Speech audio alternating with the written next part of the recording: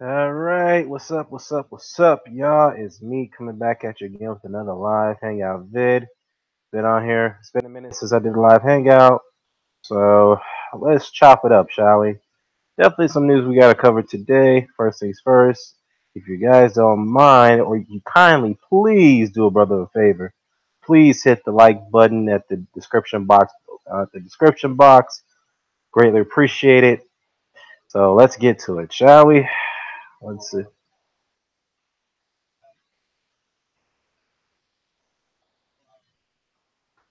All right, so let's get to it, shall we? So let's see. Well, first things first, let's start with the news. Lomachenko is coming off a very, very good win against Jorge Linares, which was a very, very tough fight. A fight that some didn't really expect Lomachenko to be in a tough all-out fight against Linares. But I suspected that he was going to be in a very, very difficult fight. But what I did not suspect was the fact that he was knocked down by Linares and he got hurt badly, pretty badly after that knockdown. He was pretty shaken up after that. And I did a post-fight video on that and gave you my thoughts and it looked at it from an analytical perspective. And some people didn't take kindly to the fact that I did say that Lomachenko was a bit, getting a little careless, and when he lunged in at Linares, and this is a fact because he typically does that all the time in all his fights. He gets away with it a lot because he knows that his opposition can't do anything to him, so he's going to have his own way. But he didn't really have much of his own way against Linares, and when he tried to lunge in with his jab like he normally does when he flicks it out, it comes in with straight left and then finish off with some combinations. He tried that and then got caught with a straight right, and then Linares put him down hard on his ass. And when I looked at that punch, I mean, Linares didn't really put much snap into that punch. He just threw a straight right and just bam, it clicked right on top of Lomachenko's chin, and he went down.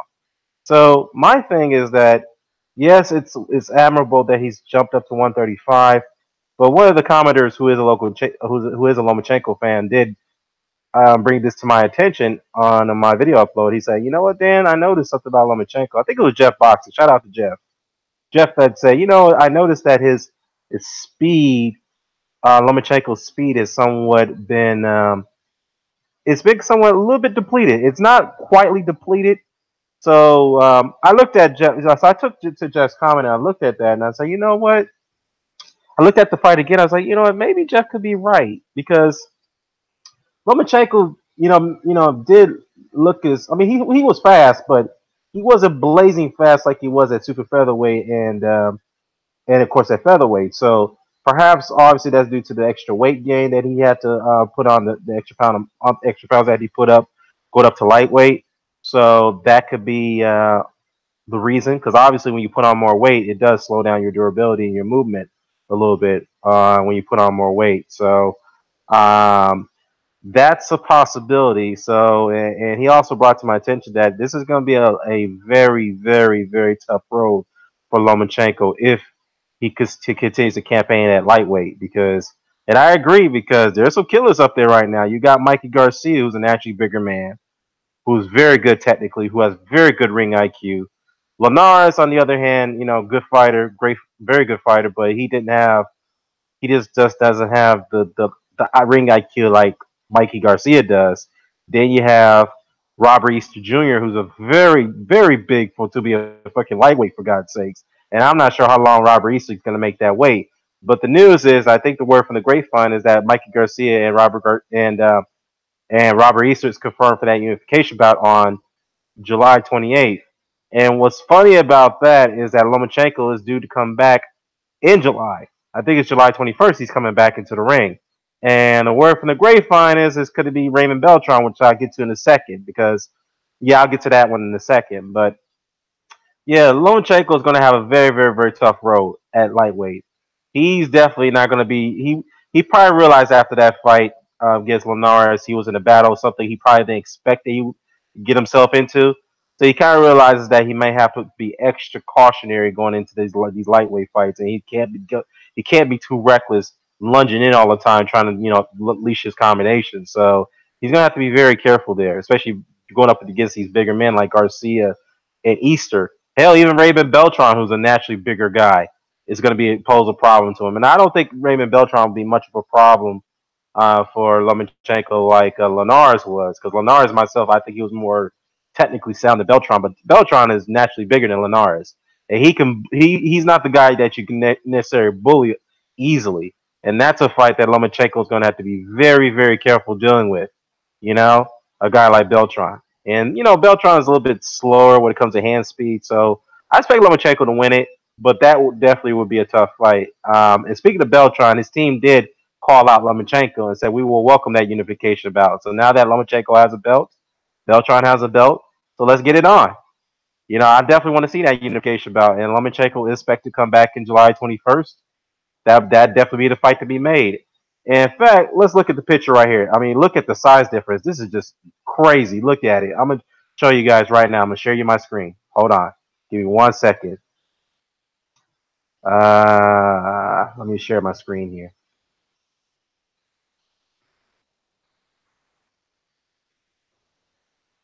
Okay, guys. Alrighty, so let's look at this right here together.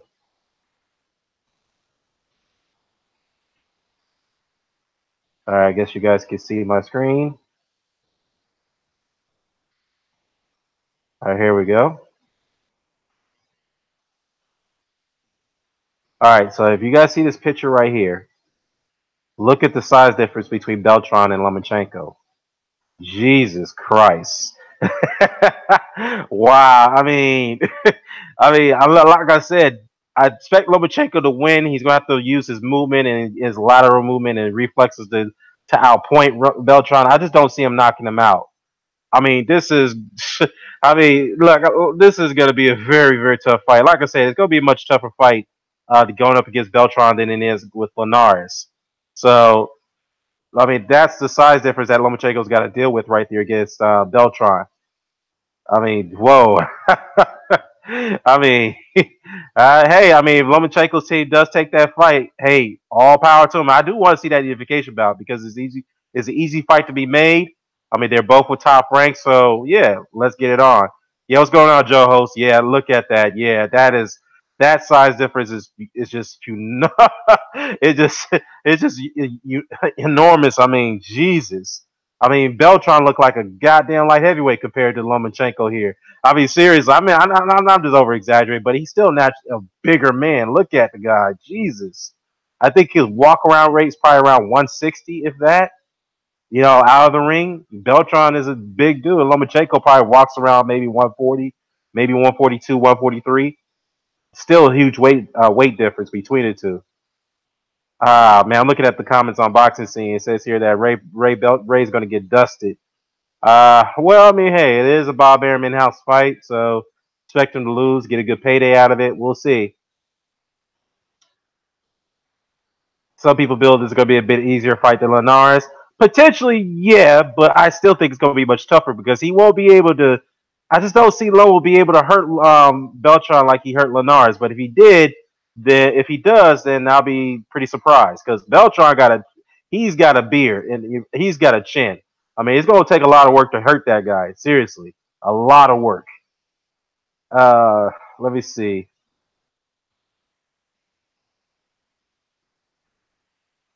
Yeah, that dude is tiny, man. I mean, seriously. All right, I'm gonna stop sharing my screen, y'all. But damn, what's going on, Rock? Yeah, what's going on, man? I had Linares up by 2 rounds. Yeah, you know what? Do it the scorecard Black Seas. I had what you call it. I had Linares up by 1 round, 2 points if you include the knockdown. So, and another judge had Lomachenko up by a point or two, and then one judge had a draw. So that was an even fight. I looked at it again, and yeah, I felt that was an even fight. If it went the way it did, that fight was going to ultimately be a draw. So I could be mad at that if it went down the distance, but Lomachenko scored a good body blow to the liver, which many fighters can't recover from. I mean, that liver shot is so sensitive to the body that no one can recover from that. Because once you get hit in the liver, that's done. You're not getting up from that because that will neutralize your entire body. I mean, ask Oscar De La Hoya. I mean, seriously, you know, when Hopkins hit him there back in 2004. So, Yeah, Joho says they look like father and son. Ralph Unreal, what's going on, Ralph? Ralph says, "Damn, what do you think about Carlos Adames?" He's okay. He's a pretty good fighter. Can't complain about him. I mean, he's definitely got some skill. He's got a little bit of talent there. But I just think he's got a little bit more work to do. I mean, he's young. He's 24. He's got a somewhat decent win over Carlos Molina. I mean, that not the Carlos Molina that fought. What's his name? That is the same Carlos Molina that fought. What's his name? Who just Josh Kelly that he fought? Yeah, or was it Josh Taylor? No, Josh Kelly. Yeah, he fought Josh Kelly at Britain not too long ago. So, I mean, he's an okay fighter. He's definitely got work to do. I mean, Carlos Molina is a good step up win. So let's see what he does afterwards. I know he's ranked high by the WBC and the WBA. So, I mean, he does have a unique story though, but I'll share that later. I mean, yeah. Yeah, Jim Fix says that the problem with Loma Style is that eventually someone will work him out. Well, yeah, I mean, work him out. You mean figure him out? Yeah. Here's the thing about Lomachenko. He's pretty easy to read because when he comes in and he lunges a lot, he'll let off his combinations. When he does that, don't try to outpunch him in that situation. Let him out unleash his combinations, block most of them, try to parry some of those punches, and once you do, and what he does when he does that a lot, he steps back and he keeps his hands low. And whenever he did that, Linares kept catching him with some combinations, counter combinations, and then of course with that straight right that put him down in that sixth round. So that's what Lomachenko tends to do a lot. He lunges in, he'll throw flurry of punches or combinations, keeps his hands down when he steps back, and then he gets caught. That right there is Achilles' heel. He's going to have to fix that because if he does that to a guy like Mikey Garcia, Mikey's going to eat him up with too many counter rights and them left hooks. Mikey's going to eat him up if he does that. Yo, what's going on, Blood? Hey, Blood, let me know if you want to get on, man. We got to chop it up about Joshua-Povetkin. I'm not sure you heard about the news today. Let me get into Joshua-Povetkin in a second. But yeah, we definitely want to talk about that. Uh, Saddam Ali was fed to Munguia. Yeah, let me talk about that one, man, Jim. Look, I don't know about him being fed because let's put it this way: Saddam Ali had a choice because when Leon Smith pulled out, right? When Leon Smith pulled out, they had a choice. Munguia's team wanted to step in. Saddam Ali and his team said, let's take the fight because if you look at Munguia's previous opposition, who did he beat? He beat nobody. He had a lot of regional fights in Mexico. I mean, if you look at his previous fights, he looked very lethargic. He looked uncoordinated. He looked a little slow. He fought very flat-footed, and he's just like a guy who just stands in front of you and trade. And so Rozier and Saddam Ali looked at that and said, we could just pick this guy. We could just break him down systematically, and go, just cruise it with 12-round decision. That's how they felt. Okay? So it was their decision to take that fight. They didn't have to take that fight, but they did. So, so basically, that's their doing. Okay? There's no excuses for Saddam Ali. If people say he was set up, I mean, okay, maybe if that's the case, so be it. But yeah, I can tell you one thing. I was surprised about Munguia the way he performed, man, because in his previous fights, he never fought on his toes. He never looked so fluid. I mean, the guy never looked that fast. I mean, god damn it, this dude looked like a goddamn light heavyweight when he fought what's his name, Ali. So, I wouldn't call it a setup. I mean, it was Saddam Ali's choice. It seemed that was their choice. They took the fight. That's on them. That's a decision they're going to have to live with. I mean, where does Saddam Ali go from here? He definitely has to go back down to welterweight. But I'm not sure how competitive he could be down there because, mind you, he got knocked out by a feather-fisted Jesse Vargas. So, it's it is what it is, man. I just think, yeah, yeah. Hop, what's going on, man? Fluid is a great word. How Munguia looked at, also gained great outing for him. Yeah, I agree, man. I agree. Blood, I agree with you, Dan, bro. Yeah, I definitely agree, man. I just think that, yeah, I just think that Ali's gonna have to deal with it. No excuses. I mean, I know all the other veterans are, these fighters coming out saying it was a setup. It was a setup. I mean, again, I can't say it was a setup if Ali was forced to take that fight. I don't see no indications that he was forced to take that fight by Golden Boy. His team was the one who chose to take that fight. It was offered to him. They took it because of the fact that Munguia's name only popped up because of Golovkin. My opinion. If you looked at his previous opposition, looked at his record, and look who he fought. He fought virtually nobody. I only recognize one guy that he fought that I've seen fight before, and that's Navarrete. And he was not a good fighter on world level. I mean, the guy was nowhere near close to be a world level. But the fact is that if you look at Munguia, the way he performed against Saddam, I think Golovkin's team dodged a bullet from that fight because I'm not saying Golovkin would have lost. I think Golovkin would have broke him down, but Golovkin could have got seriously hurt against this kid. Seriously, could have gotten hurt. Because if he had got through that kid, that would have been a war, and then he'll be more shot going into that fight against Canelo in the rematch in the fall. So that, to me, again, I think that team dodged a bullet, and they were lucky that Insack did not approve that fight. So that's just my take on it. But again, I don't believe this whole setup argument. I really don't believe it. But I do know is that Munguia definitely became a star that night, and he definitely will be if he is promoted properly, which I believe he will, with the help of Sanfar Promotions in Mexico, and of course Golden Boy, who helps who co-promotes him now along with Sanfar, and they've done business together for many years. So yeah, Munguia definitely is going to be the next cash cow next to Canelo. I do see it. If it continues to put on performances like that against top-notch competition, yeah, he definitely could be up there. And, somebody reminded me too. I think it was Alexander Mayweather.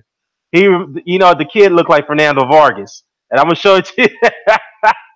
And I noticed that too. He does look like Fernando Vargas. Let's look at his picture, man. So if you guys agree with me, I'm gonna share my screen once again here.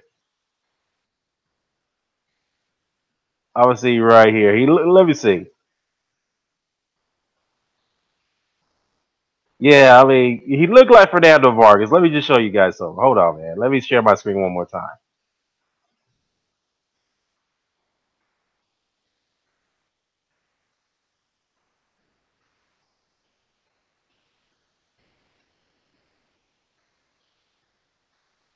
All right, let's look at the screen.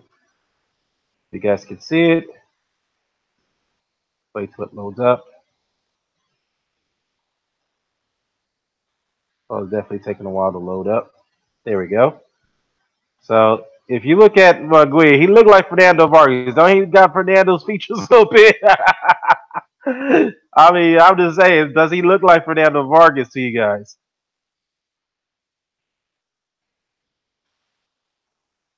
Yeah, he looked like Fernando Vargas, doesn't he? All right, I'm gonna stop sharing my screen on that one, guys. Let me stop sharing it. Give me 1 second. Alrighty, cool. Back to normal. All right. Yeah. So yeah, I won't call that a setup, man. Let me get into some other stuff here. Uh, let me see. Let me see. Robert Rat says that Mike Ralph on Real says Mikey beats Loma. I agree. Robert Rat says that Loma will light up Mikey. Well, Robert. I'm sorry, Rabbit Rats. Rabbit. Let's be real. I mean, did Lomachenko light up Linares? Because yeah, he got off his shots, but I don't see him quite dominate Linares like he dominated most of his opponents other than Orlando Salido. So he's in a different division now with a lot of bigger, stronger men. So I don't think Lomachenko is going to get his way with Mikey Garcia like he did with the guys at featherweight and super featherweight. He's not going to get, in fact, those guys that he fought were pretty much smaller men. So I just don't see it, man. Not with Mikey Garcia. I just don't see it. Let's see. Blood says, I've been working so I missed it, man. Just got home. I can't wait to hear what happened from you, Dan. Yeah, you talk about Joshua and Povetkin. Yeah, I'll get to that one in a second, but I'm gonna go through the other comments here. Mr. Doc, what's going on, man? What's going on, man? He says if it's Saddam Ali didn't bother even looking at some tape of his opponent and his metrics, then that's on Saddam. Yeah, exactly. And like I said, it's on him.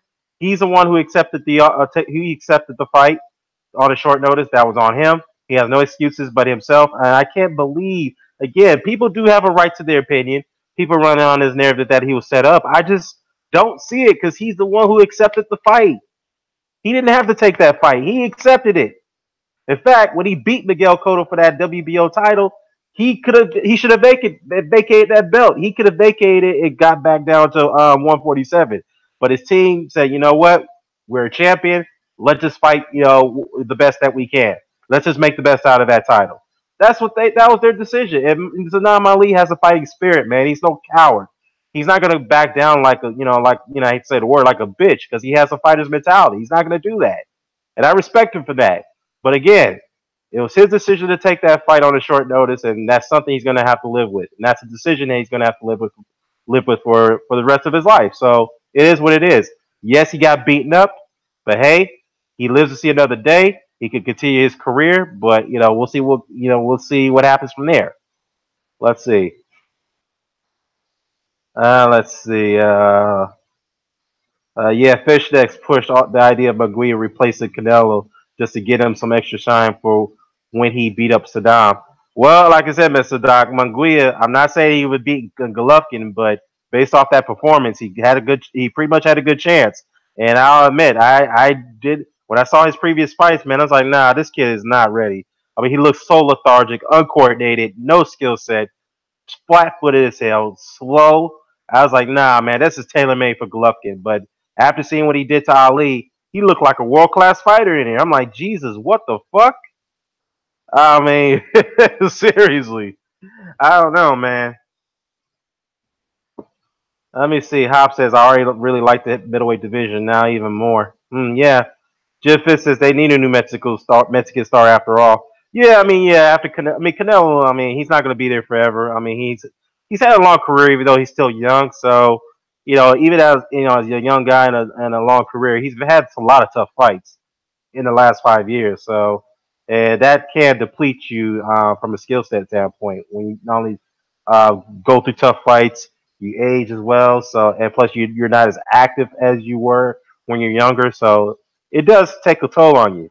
And Munguia definitely be the guy who probably could replace Canelo as the next star if he gets a couple more wins at 154, which I believe his next fight, his first title defense, excuse me, his title defense should be against Tony Harrison, and Tony Harrison just came off a win against Ishe Smith, who I mean a guy who's already taken a lot of losses, but still Ishe Smith is still a pretty tough guy. Tony Harrison, is he ranked by the WBO? Let me take a look at the WBO rankings. Let me see. WBO rankings. Da, da, da, da, da, da, da.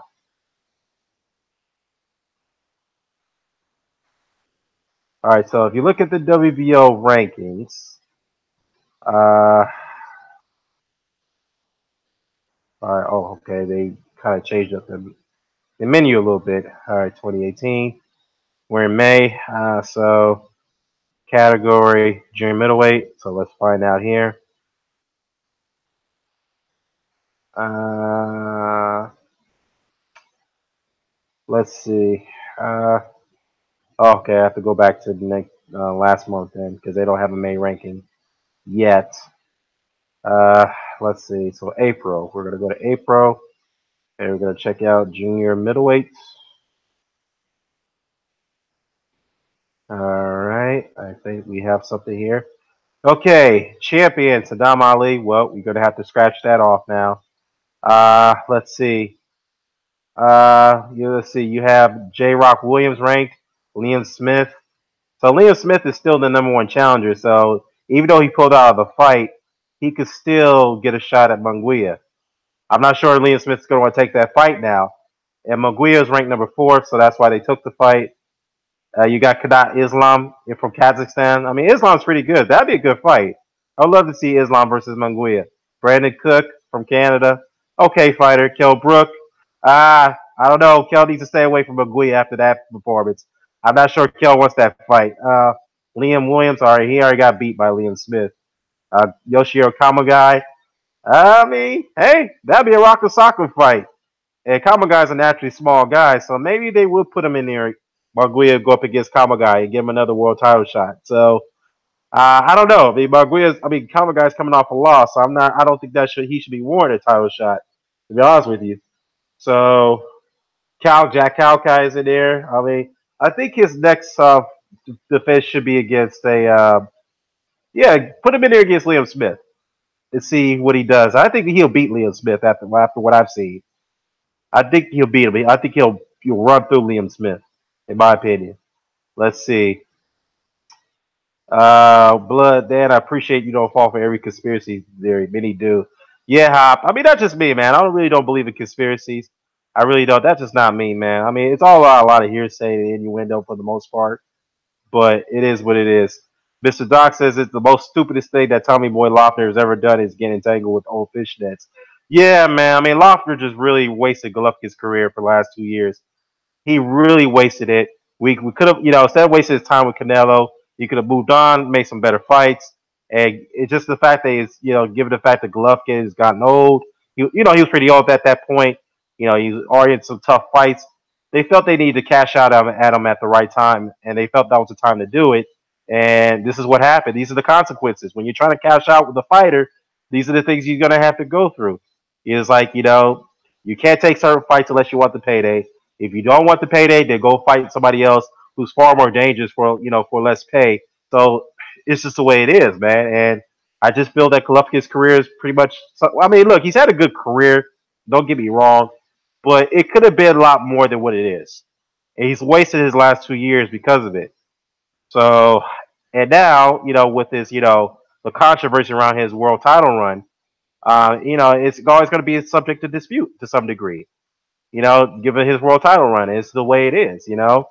Especially with that regular world title, which he never won in the ring. By the way, he was, he won the interim title, then he was upgraded to regular championship in his next fight. In his next fight after he won the interim title, and then your next 10 defenses, he was upgraded to super champion. And by the way, those who treat the regular world title as a legit title, you have to understand one thing is that the reason why that title is not considered legitimate is because the sanctioning bodies don't recognize it. They don't. The other sanctioning bodies, the WBO, the WBC, and the IBF, they do not recognize that title, which means they don't allow any unification bouts with that whoever holds that belt. Plain and simple. But yeah, I mean, look, like I said, if it's worth the payday, that's on Golovkin and his team. But yeah, I'm just disappointed that the last 2 years they've wasted for trying to chase Canelo, and this is where it's got them. Really, it's just gotten them nowhere. I mean, they got one good payday, but who knows? I mean, Canelo now the controversy around Canelo is that he's been dropped in the WBC rankings because he failed to re-enroll for the clean boxing program.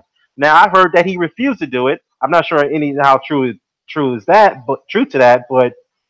I mean, Canelo. I mean, he's already suffered a very tarnished reputation after this computer raw controversy.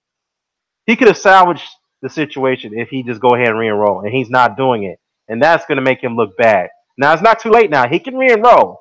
He can still do it, but I just don't see any indication that he's going to do it. But we'll wait and see, man. But it just makes him look bad at this point. And Gluck and his team still insisted on taking that rematch. I don't get it, man. I really don't get it. It's all about a payday. Plain and simple. Let's see. I'm gonna catch up with your comments, guy. Catch up with your comments. Yeah, I'm gonna definitely bring you guys in here, man. I'm gonna bring you guys here, Mr. Doc. We degree. What's going on, man?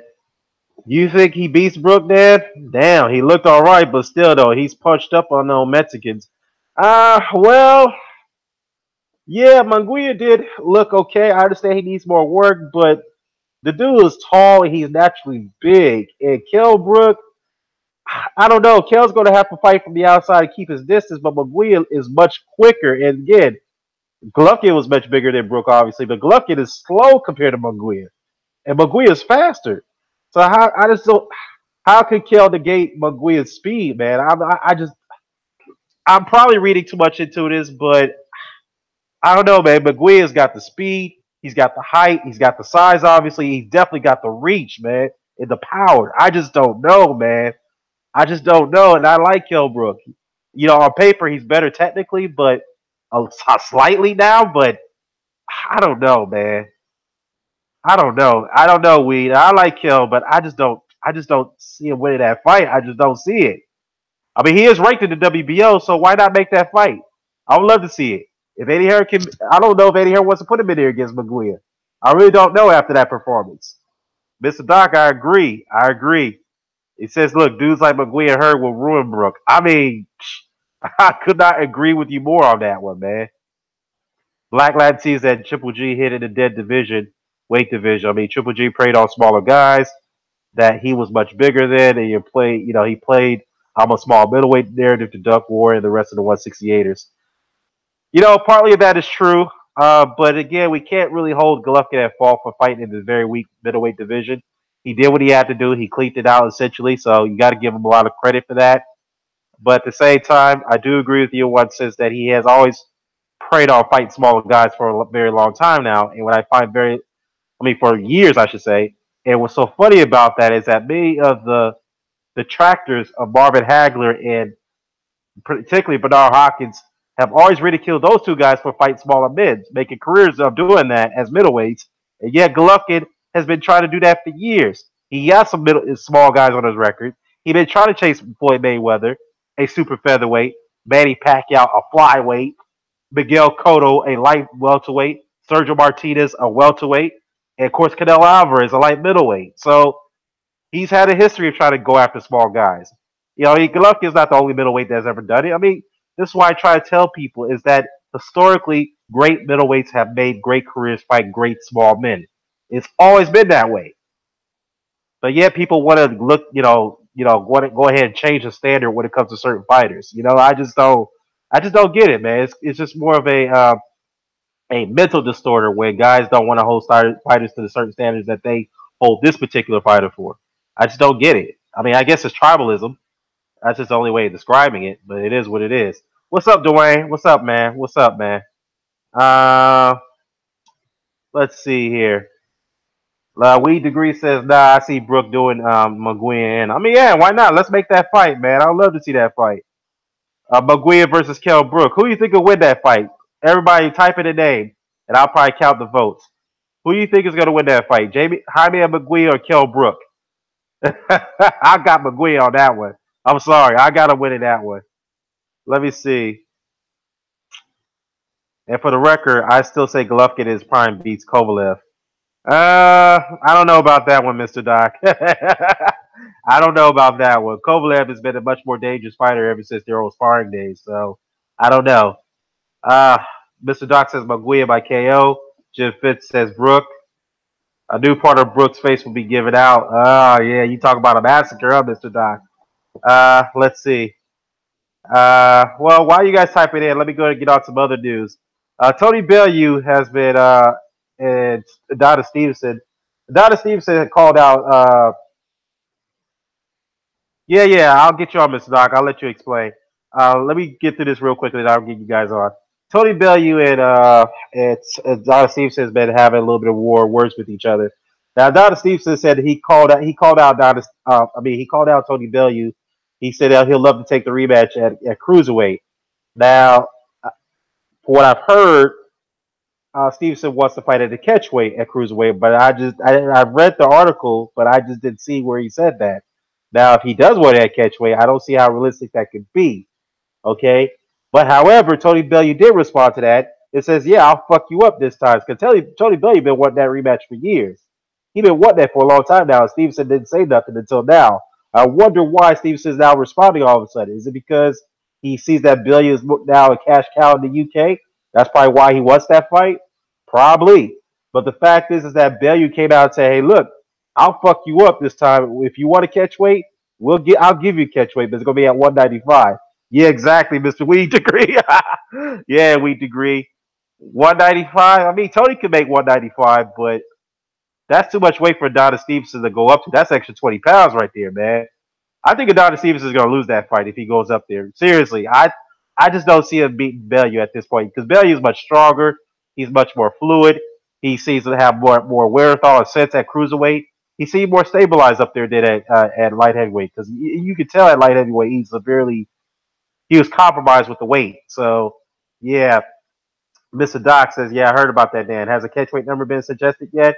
Yeah, Bellew says 195. Let's see if Stevenson responds to that. But remember, Stevenson does have a fight coming up this Saturday, so he better pay attention to Badou Jack before he thinks about Tony Bellew. because that's a very tough, dangerous fight right there on coming this Saturday. Jim Fitz that says that Adonis doesn't want that work. Yeah, hey, he might want that work, but I just don't see him. I think he's going to lose the belt yet at cruiserweight. He won't have the power. I mean, he may have the speed, but he may have a little bit of speed. He'll still have his reach, but I don't think his power will carry up at cruiserweight. I really don't. But we'll see. We'll see. Ralph on Real to Mr. Doc says Triple G is not slowing down. I'm not sure if he's out of his prime. Yeah, Ralph, he's slowing down. He's definitely slowing down, and he's definitely. I mean, he might still be at his best. I may agree with you on that one, Ralph, but I do think he's slowing down a little bit because in the first round against Monterossi, he looked a little slower than I've seen him before. Maybe it's due to the inactivity, but at the same time, it's more than the fact that he took a lot of blows against Kell Brook, and before that, he took a lot of blows against Kasi Uba. I mean, a guy who's a welterweight, Kasi Uba, took a lot of blows against subpar opposition like Willie Monroe, Dominic Wade. Who else? Um, and of course, Danny Jacobs took a lot of blows against him. I mean, Golovkin gets hit a lot. He constantly gets hit, and the more times you get hit, the more it's going to cause abnormality to his brain. And we all know what happens if your brain can't function properly, then your whole body doesn't function properly. Not saying, and no, not mind you, Golovkin does have his health faculties to some degree, but in the residual term, in the long run, I just think that he's going to have some health issues down the road because he took so many blows to the head already, and that will slow you down. Not only from a physical standpoint, from a mental standpoint. Mr. Doc says the poor competition hurt him. Yeah, they did. They did. I mean, guys like Wade, Monroe, I mean, if they're going to hit you like that, I mean, Jesus Christ. And a welterweight Kell Brook who threw the kitchen sink at the dude and blasted him up with a few uppercuts off his feet. I mean, those uppercuts did sting. They hurt. And Golovkin can tell you that didn't hurt him all you want to, but he was hurt from those uppercuts and those shots by Brook because he was breathing hard. And at the end of the fight, he did ask for his corner to throw some water on his head because those blows were stinging him. So it is what it is. Ralph on the Real says, good point, Dan. Yeah. Again, man, it is what it is. Has Triple G ever been floored? No, he's never been knocked down. On his pro career, I never seen him get knocked down, but he definitely got wobbled on his feet a few times in his career. He definitely got wobbled. So yeah, not trying to be funny, but would it be able to really tell if Golovkin's speech was starting to show signs of the kind of slipping? I don't know. Has he been showing some little bit of speech slurs? Slurs. A speech slur, Mr. Doc? Because I haven't seen it yet. I haven't really seen any signs of speech slurs. But if he takes this Canelo fight and gets hit again like the way he did in the last fight, he's definitely going to have some speech slurs coming in. you know? So, yeah, we'll see if Adonis Stevenson responds to Tony Bellew's challenge at 195, but we'll see. Let's go to Joshua-Povetkin here. There's not too much to talk about this. I know if Blood is still there, if he's listening, so I'll tell you what it is. Eddie Hearn had a meeting today with Alexander Povetkin's promoter, Andrei Rybinski, in World of Boxing. And Eddie Hearn tweeted this on his Twitter account and said that it was a great meeting. The outcome was positive, whatnot. So that's fine and dandy, but we don't know the full details of that meeting and what went down. Now, we all know that the WBA mandatory is due with Povetkin and Joshua. So could they perhaps have to close the deal to have the fight set up coming up next at the Trafford Stadium over in Manchester, where the last fight that was held there was Chris Eubank and Nigel Benn for the second fight back in '94? Or could they have negotiated a step-aside deal where Povetkin steps aside, allow Joshua to take some voluntary defense or unification bout against Wilder? Hopefully that's the case. And then whoever is the winner of that fight, if Joshua wins, he definitely gives Povetkin the shot. So I don't know. That could be the possibility. So we don't know until we'll definitely find out in the next coming days of what the outcome of that meeting was about. Weed Agree says Povetkin is the backup plan, same as Wilder in Brazil. Yeah, I think that's what it is. I think it's an interim fight between both Wilder and Joshua. Wilder's going to fight Brazil. and then Joshua more likely is going to take on Povetkin in the interim. And they both get past their mandatories, which they are both mandatory fights. So once they both get past their mandatories, they'll definitely meet at a later date. Hopefully at the end of the year or probably early next year. So we'll see. Adept Joe says that Saunders will box Golovkin's face off. Yeah, I definitely see it. I definitely see it. I mean, because after what Joe Saunders did to David Lemieux, Golovkin he ain't going nowhere near Saunders after that performance. Nowhere near it. Yeah. Let's see. Okay. Last but not least, well, I'll get to Joshua's $135 million US dollar deal, which is 100 million pounds in the UK. I'll just give you my thoughts on that. So let me invite some people here. Excuse me, in here before so we can chop it up a little bit. So go ahead for your invite, guys. Let's won't be on too long because my wife is out there training. She's out the gym.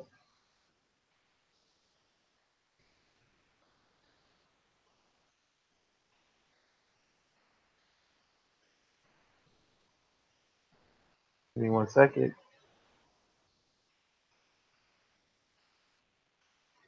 Alrighty. Jump in, people. I'm live.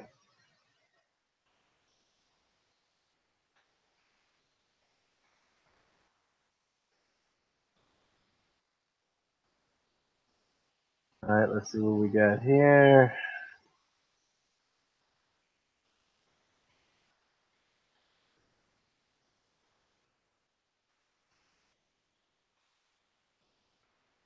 There we go.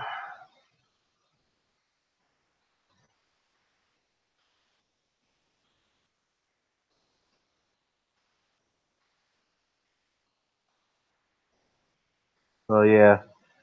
All right, so let's see what we got here. Realistic boxing. What's going on, man?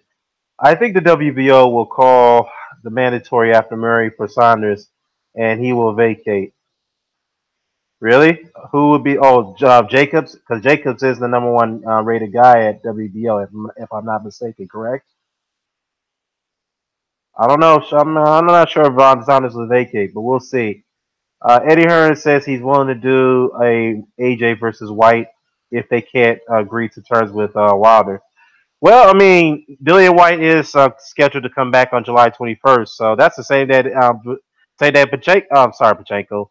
Lomachenko is coming back to fight on that day too. So, and more than likely, based off what I've been hearing, it could be Raymond Beltran for what the speculation is, and Beltran actually called out Lomachenko for unification bout. So we'll see. Um, Realistic Boxing says that Joshua-Povetkin is next if no Wilder fight. Yeah, more than likely that could would happen, or it could be a step aside deal with probably what they had met up about today. So we'll see. Or Charlo. I mean, yeah, there's a lot of options. I mean, there's a lot of good things happening in boxing right now, especially with the World Boxing Super Series. I mean, they announced the super. They announced the bantamweight tournament. You know, you got three champions already. We got Ryan Burnett who's in the tournament. You got Solani Tete in there. I know we covered this last week on my podcast. And yeah, we have the new newly crowned IBF champion Manuel Rodriguez, and Nayo Inoue will enter it too, unless he gets past Jamie McDonald, which he's expected to do. And then you've got the vacant WBC title bout that's coming up. That could be part of the tournament as well. Of course, we have the light welterweight tournament that got announced as well with the WBSS. And I think Progress is in that tournament, the guy who knocked out Adongo recently. Progress is in that tournament. Um, let me look at it right here.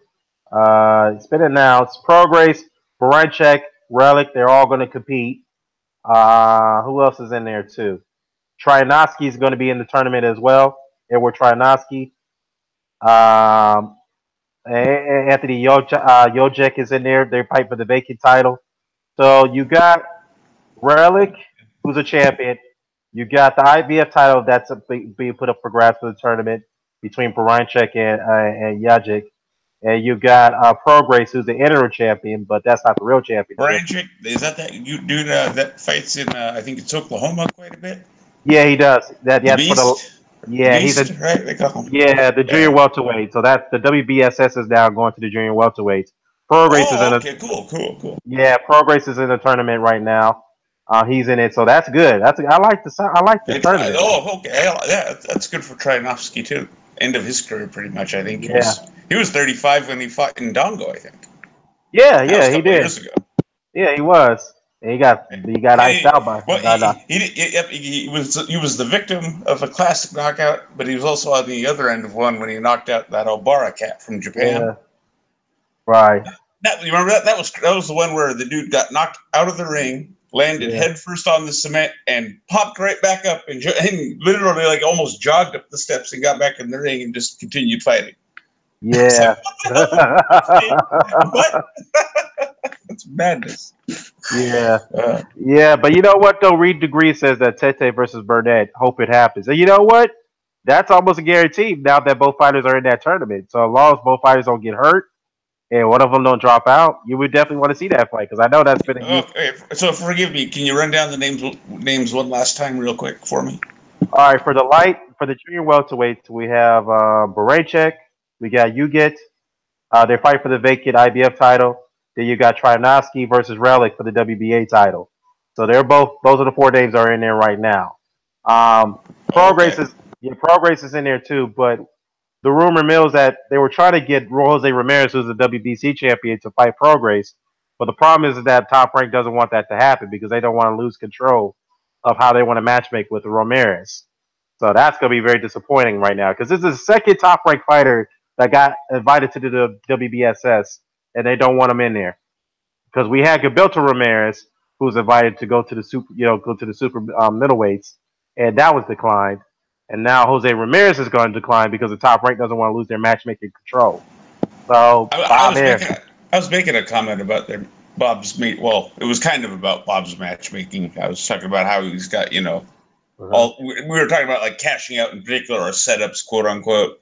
And I Right, was mentioning to someone that Bob's got it down to such a science that his matchmaking almost becomes too predictable. You know what I mean? right, Because he's got it is, and I'm not trolling. I'm saying the guy does have what I mean, such vast knowledge and experience doing this. right. You know what I mean? It's like he's got it down to too much of a science, so it becomes almost predictable. If you get what I'm trying to say. Right. It is predictable, but Pro Racer is going to have to wait. Obviously he's in the tournament, but he's going to have to wait between the winner of Josh Taylor and Victor Postal. So the winner of that fight will. Oh, is that fight only? So I thought Postal had pulled out, so it's just moved back or something. No. He's not fighting Pro Race. He's fighting Josh Taylor. Oh, that's right. He got the injured Yeah. thumb, right, or something. It was the Yeah. joke I made. He hurt his thumb watching some Regis Prograis highlights. Yeah. Yeah. He kind of pulled out the last minute when he saw Pro Race. That's the rumor mill. Kind of like what Fujimoto did to. What the hell is it they call him? It's like some Louisiana thing, Rougarou or something. The Prograis, that Prograis kid. He's Yeah. got a nickname of some sort. It's like some sort of Louisiana. What do you call it? Creole term. Yeah, there we go. I knew Lowplace would show up if I started. I know he's coming in. I knew this dude was going to come in. As soon as I titled Bellew-Stevenson, Lowplace. Yeah. Lowplace. This will be Lowplace's. This will be Lowplace's shit, though. I bet Lowplace does this. Tell us about the Rougarou. To him, it's a swamp monster. They got different stories in every little different lake. Break it down. Break down his versus Louisiana. Because his break down yours versus the Louisiana version. I don't have no swamp monster name. I don't do that. But I have swamp monster. I don't have it. That's him. It's crazy. It's just like the thing he put on. What I meant was in the area of the country you live. Yeah, I don't have do people? Yeah, that's what I'm asking. Yeah, that's all I was wondering. But that thing he put on his face, that's exactly what they see it as, though. So like that Florida lease type shit, man. It's all this Creole shit, man. They crazy down there, man. It is what it is. More people got elbows, like the little elbows. I can't think of the name of. More elbows than fucking vehicles, man. That's what I've seen when it's like real shit, like stores on waters and shit. They get it in, man. He probably be down there fishing alligators. I wouldn't doubt it. I wouldn't doubt it. I like to ask them. Okay. Well, we get the point. No need to Hey, intrude the entire state of it's fight of the decade week. It's fight of the decade week. I'm pumped. I'm ready to thump. I'm ready to jump. I'm ready to Kurt Franklin stomp in this motherfucker because it's going. It's the fight week, baby, and I'm ready to do this shit. Yes, sir. Yeah. Yeah, well, we'll see. We'll see. But because Stevenson got to think about Jack before he think about Bellew. Because Bellew responds to that call out, say, okay, you want to fight me? Let's do it at 195. So let's see. Yep, Bellew responded to that. He's like, we'll do it at 195. Man. So my advice to Adonis Stevenson, don't worry about Bellew right now. Get past Badou Jack and then respond to it. My advice to Adonis Stevenson is even if you knock Badou Jack out in one punch or whatever punch it takes, don't take your ass up to 195 pounds at this point to fight a Tony Bell. If you're going to do that, you might as well fight a world heavyweight champion. You don't want your favorite fighter to chase greatness? No, I don't think. Do you not think beating Bellew would move him further up most people's pound for pound list? Listen to what I'm saying. Forget Bell. You already KO'd him. I think he's just doing the Roy Jones. Y'all must have forgotten. No. Okay, I understand your position, but I'm just asking the question to see what you honestly think. Well, listen. Forget if you're gonna put that weight on. Fight one of the heavyweight champions of the fucking world. Forget Bellew. Whoa! Are you trying to tell me that he'd be? What? Are you just saying because he'd be getting paid more money, or he has a better chance? Adonis is small and an older man. Ain't no need to put 20 pounds on. You can't even get into the UK. What I'm stuck on now is your suggestion that he's better off going to heavyweight than fighting at a cruiserweight catchweight. Better off putting weight on, making the money. Is it just because of the money? If so, fair enough. Hell no, it's a legacy. You already knocked Bellew out. Why worry about him twice? Like, forget it. He's gone. Think he has? No. It'd still be at cruiserweight. It'd still be different. That's still 20 pounds north of where it was the first time. Yeah, but fans are picky, and this is Adonis you're talking about. They're gonna still say, something. Okay. So you want him to fight Wilder instead? You'd rather he fought Wilder? Is that what you're saying? You'd rather he fought? Okay. He said Lowplace gonna die when Adonis get punched out. I've picked Jack. You don't get it. He picked Jack. Don't worry about it. Don't worry about that. But don't let him get off the topic here. Look, all I know is what kind? No. Let's break down Wilder. No. Break down Adonis versus Wilder for us. I would think Wilder should win the fight, but Wilder has a lot of flaws. Yeah, Wilder gonna kill the dude. We're like, we can even discuss that. He has a lot of flaws. He's not defensively responsible very much at all, even when a guy is slow-footed.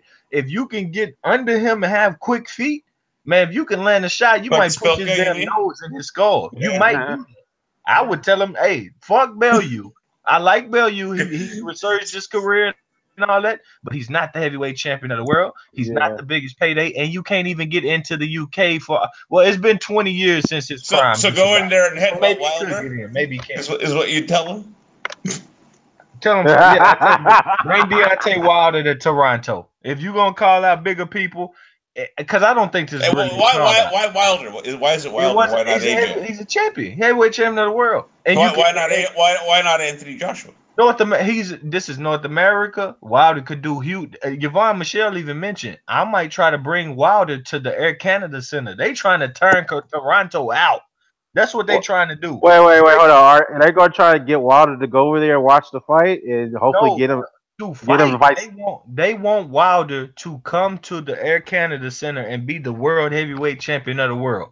Toronto is a great city. So they need to use his name they need to use his name to generate publicity. That's what they're trying to do. They want the name. They want the big names. And that's fine. I think I see the play here is the fact that in Toronto you get so it's not the same scale, but the fight crowds there are a lot closer to what you see in the UK. Let's be real. Let's be real. What you see in America. Well, Mr. Duck, Toronto is one of the most highly viewed media capital cities in the world. It's up there. It's kind of like they got a bunch of what do you call celebrities. it? Yeah, you got a lot of celebrities that live there. Yeah, you got Drake that lives there. That's his hometown. A well-known music artist internationally. You got Canadian actors and actresses that live there, who are pretty known in Hollywood. So it's a when I did telemarketing, Toronto numbers were all over the place. Yeah. So yeah. Go up there, man. He should go up there. You the world champion. I mean, ain't nothing that says fight in Alabama and only Brooklyn. I take my ass on. I say, look, get the money right. I'll show everybody I'm the champion of North America. I'm the North American champion. Wait, hold on. We agree in the comment section that nobody's promoting Wilder. Only Barclays and MSG. That's it. Well, we agree. I mean, Wilder's been doing a lot of promotional tour as of late. He's done a tour in NASCAR. He's been on radio shows. He's been on TV shows. He's on sports talk shows. And now we're hearing that he's going to go up to Canada to help try to promote the Stevenson and Jack fight. He's not going to that. No, that ain't what I meant. Yvonne Michelle said he wants to promote fights like the heavyweight champion. Oh, he wants to sign him. He wants him to go fight. Oh, he wants to sign him. Go fight. Okay. Wilder just do himself a big favor if he go see the fight of the decade. He'd just be entertained and might learn a fucking lot. Okay, so basically, why is Yvonne Michelle interested? Because he think Wilder's a name. So why not get a heavyweight champ? Sign him. He's not trying to sign him. And he thinks it would make a really good crowd and a good show having him on the card because the Toronto fight fans show up for fights. Like you said, it's not as into it as the UK, but they are more into it than most of America is. If you get me. And in terms of turning for live fights. It's one guy on here from Toronto, and I forget his Yardy Boxing Talk. Yeah. And he was saying how they weren't promoting Stevenson Jack very much in Toronto, and if they only did a little bit, that it would be huge. He said if they did just a little bit more, like the fans just come out in droves.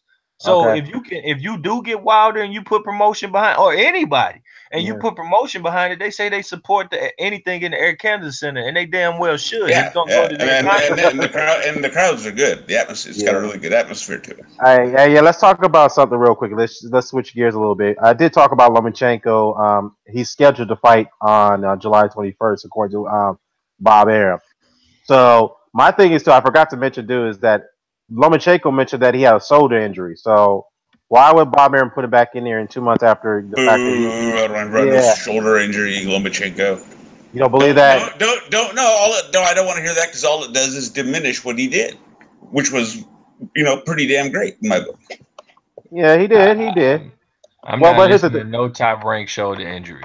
No top rank shoulder. Nope. No. Good on that. Well, but here's the thing, though, because Raymond Beltran's team called out Lomachenko, said they would love to get that unification bout. So, and I just posted a picture here if you look at the size difference between Lomachenko and Beltran, it's fucking enormous. Beltran looks like a goddamn. I mean, he looks huge compared to Lomachenko. Lomachenko looks like a goddamn. He was. Yeah, how he got down to 135 was always beyond me. He was one of them exactly. Guys. He was like Hurd. He was like Hurd at lightweight. I know he's a big ass lightweight. I mean, Jesus Christ. Tear that ass up, man. We know. Yeah, I expect him to win. I expect him to win it, but to me though, I think it's going to be a much tougher fight than. Most of my mind is like, Lomachenko has this, but there's this part, the voice in the back of my head that's like. But watch out for the right hand, kid. Yeah, but here's the thing, though. Here's the thing, because Beltran punches a lot harder than Linares. He's a naturally stronger guy than Linares. Okay, that's what I'm saying. Yeah, you take that straight right from. He's not nearly as skilled as Linares. Let's be, Right, he's not nearly skilled. Let's be comprehensive here. Let's be comprehensive as you can be. Right. He's not as skilled, But if he somehow sneaks that right-handed, and it's going to hurt a lot more, That's the point, I think. And my thing is too, it took a lot of work for Lomachenko to get Linares out of there because Linares was taking his shots pretty well, other than that body shot. So my thing is that I got to be honest, I had Lomachenko down by 3 points at the time of the stoppage, which is why I thought what he did was pretty damn great. We were on Beats' Hangout. We were going, okay, he's up against it, Now it's showtime. We're going to see what he's really fucking made of. And I was like, yes, finally. Yeah. Because these are the moments I live for as a fan. Exactly. The best guys, the best talent, and put in these pressure situations, and we find out, you know. Well, that's the thing too. But the thing is too is that Lomachenko, his power. That's the one thing I was going to that fight. Will his power make much of a difference? Will it have the same effect at lightweight like it did at super featherweight and featherweight? Like I said, well, the way Linares was taking them shots, I'm like, oh, okay, so maybe his power's not taking too much of the effect, other than he landed that perfect body look to the body work of Linares, I think, got really underrated. He was busting. He was digging to the body every round. Even the rounds he lost, he dug to the body. Yeah, you have to. The man got enough power at 130. Well, Linares is paper mache and he's not durable, but at the same time, he was hurting. He's some damn skilled. He's some damn skilled. Man. Hang on. He's damn skilled paper mache, though. Let's be comprehensive. That paper mache would beat the hell out of you. That paper mache would beat the hell out of you. I'm not fighting that paper mache. I'm not fighting that paper mache. I don't know about skill. Dan, you want any parts of the paper mache? He lost. No, I don't want. I don't know, man. He's not smart as a fighter. He doesn't he gave Lomachenko the range he wanted right away. So that has to do with something with his skills and his legs, his hand speed. Let me say this. Lomachenko fucked him up, and I knew he would. Wait, so you thought Lowplace. I mean Lowplace. So you Lowplace. Yeah, Lomo way. Yeah, he cut that. So you had Lomo what? Way ahead? I had him controlling round. Like I would look and say, okay, I could see how somebody could get at to Linares, but he just never took control of nothing. Lomachenko was beating him to the punch, and you would say, okay, Linares landed maybe a hard shot. I disagree. I don't know. There was two moments. The round right after the knockdown and the 9th round were 2 times where I thought, okay, Linares has a grip on this thing. Now he's just got to. Yeah, I agree. I was going to say that. As long as he don't get cut bad, you know what I mean? He's got this. Yeah, I think Linares was controlling. No. He was controlling this, obviously, 6th, 7th, and the 9th round. He controlled those rounds. But he did. When have we ever seen anybody land all five punches of a 5-punch combination on Lomachenko and get his feet out of place and have him looking, awkward and stumbly getting away from it? When have you ever seen that? Never. That I have. Yeah, I haven't either. Other than the Salido fight. But even Salido didn't land but he was fighting in spurts. That was spurt fighting, whereas Lomachenko jab landed 7 times every minute. He landed on the glove like 5 out of times. Get out of here. Lomachenko jab was like, here, take that, loosen your neck. He uses that old Larry Holmes, Muhammad Ali measuring stick, man. Most of the time, in fact. He was in close. In fact, Lowplace. To my eyes, that was the least I've seen Lomachenko punch in I don't know when.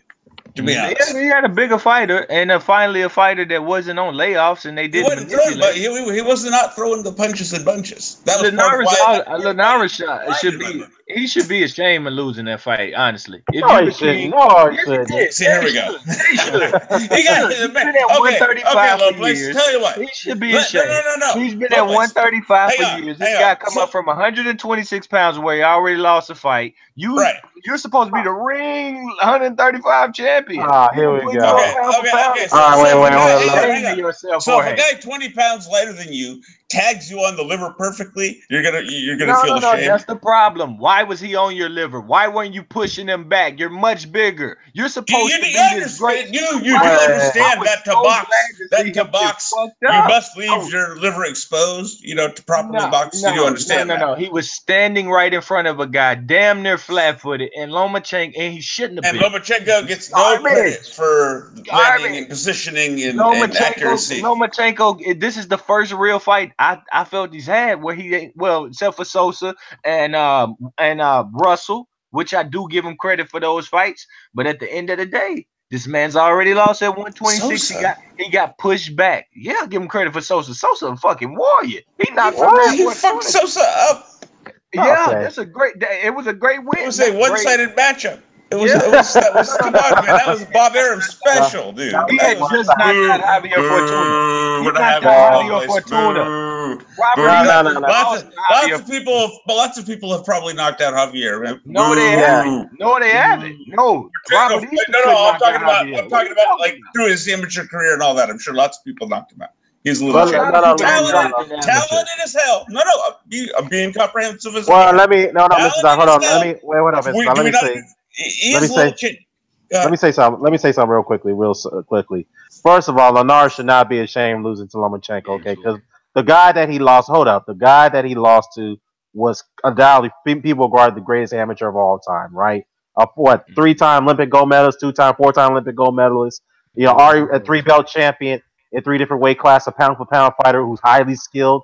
Come on, man, bro, Let me you tell you can't. why. Let me give you That's the not an reason. ordinary small man. Let me give you the Lomachenko. reason. Wait, hold on. Let me finish, man. Lomachenko is not an ordinary featherweight. Okay, this man is a special man. Even though I have had some criticism of him, but he's a damn good fighter. It could be potentially a great fighter, man. A damn great fighter. There's no shame to losing to a guy like that, man. He just Lomachenko Yeah, just set up. yeah. Just, All you're doing yeah, he is just. detracting from what Lomachenko just achieved. So, Yeah, that's exactly not what it happening. is. Not No, what happening. did he No, achieve? He you're knocked out a guy that's been knocked out he 3 was times behind already. on the cards up against the wall against a He guy who was knocked not out a going to guy be that's able. been No, knocked out 3 shut times up for a already. second, and you'll get an answer to your The question. guy's Wait, been wait, knocked Shut out it. 3 times wait, already. wait. Low. Let Mr. Doc finish. Go ahead, Mr. Doc. Oh, Go ahead. fuck. He No. was Go, down, and Mr. Doc. in Go ahead. my book, to my eyes, he was down on the cards, up against a guy who was not going to be able to beat with concussive power because he didn't have enough concussive power to just flat out spark him. Period. End of. All right, and against a guy that had hand speed, capable of hanging with his, and more importantly, and more surprisingly to me, foot speed that was able to keep up with him in the pivots, where he usually gets a lot of free shots against opponents. All right. And he found a way to win under with all that going on and all those circumstances being the case. He had to find a way to stop this guy while lacking the concussive power to just do it the standard way. Yeah, exactly. And he did it. Yeah, did none of them have concussive power? That is the kind of shit, Lowplace. No. That's the kind of No, shit. let me finish. You very finish. You good. finish. You finish. No, I wasn't You done. finish. All right, this is You an finish. addendum. That's the kind of shit that separates the very You good finish, bro. from the Doc, very hold great. on. Now I'm done. You finish. Mr. Doc, I know you. hold up. Go ahead. Mr. Doc, hold up. Let Low finish, This man. man's been stopped 3 times. It's no fluke. This is his career. This is what he does. He gets stopped by people that's not supposed to. Wait, Mr. Doc. Let him finish. Let him finish, Come man. on, man.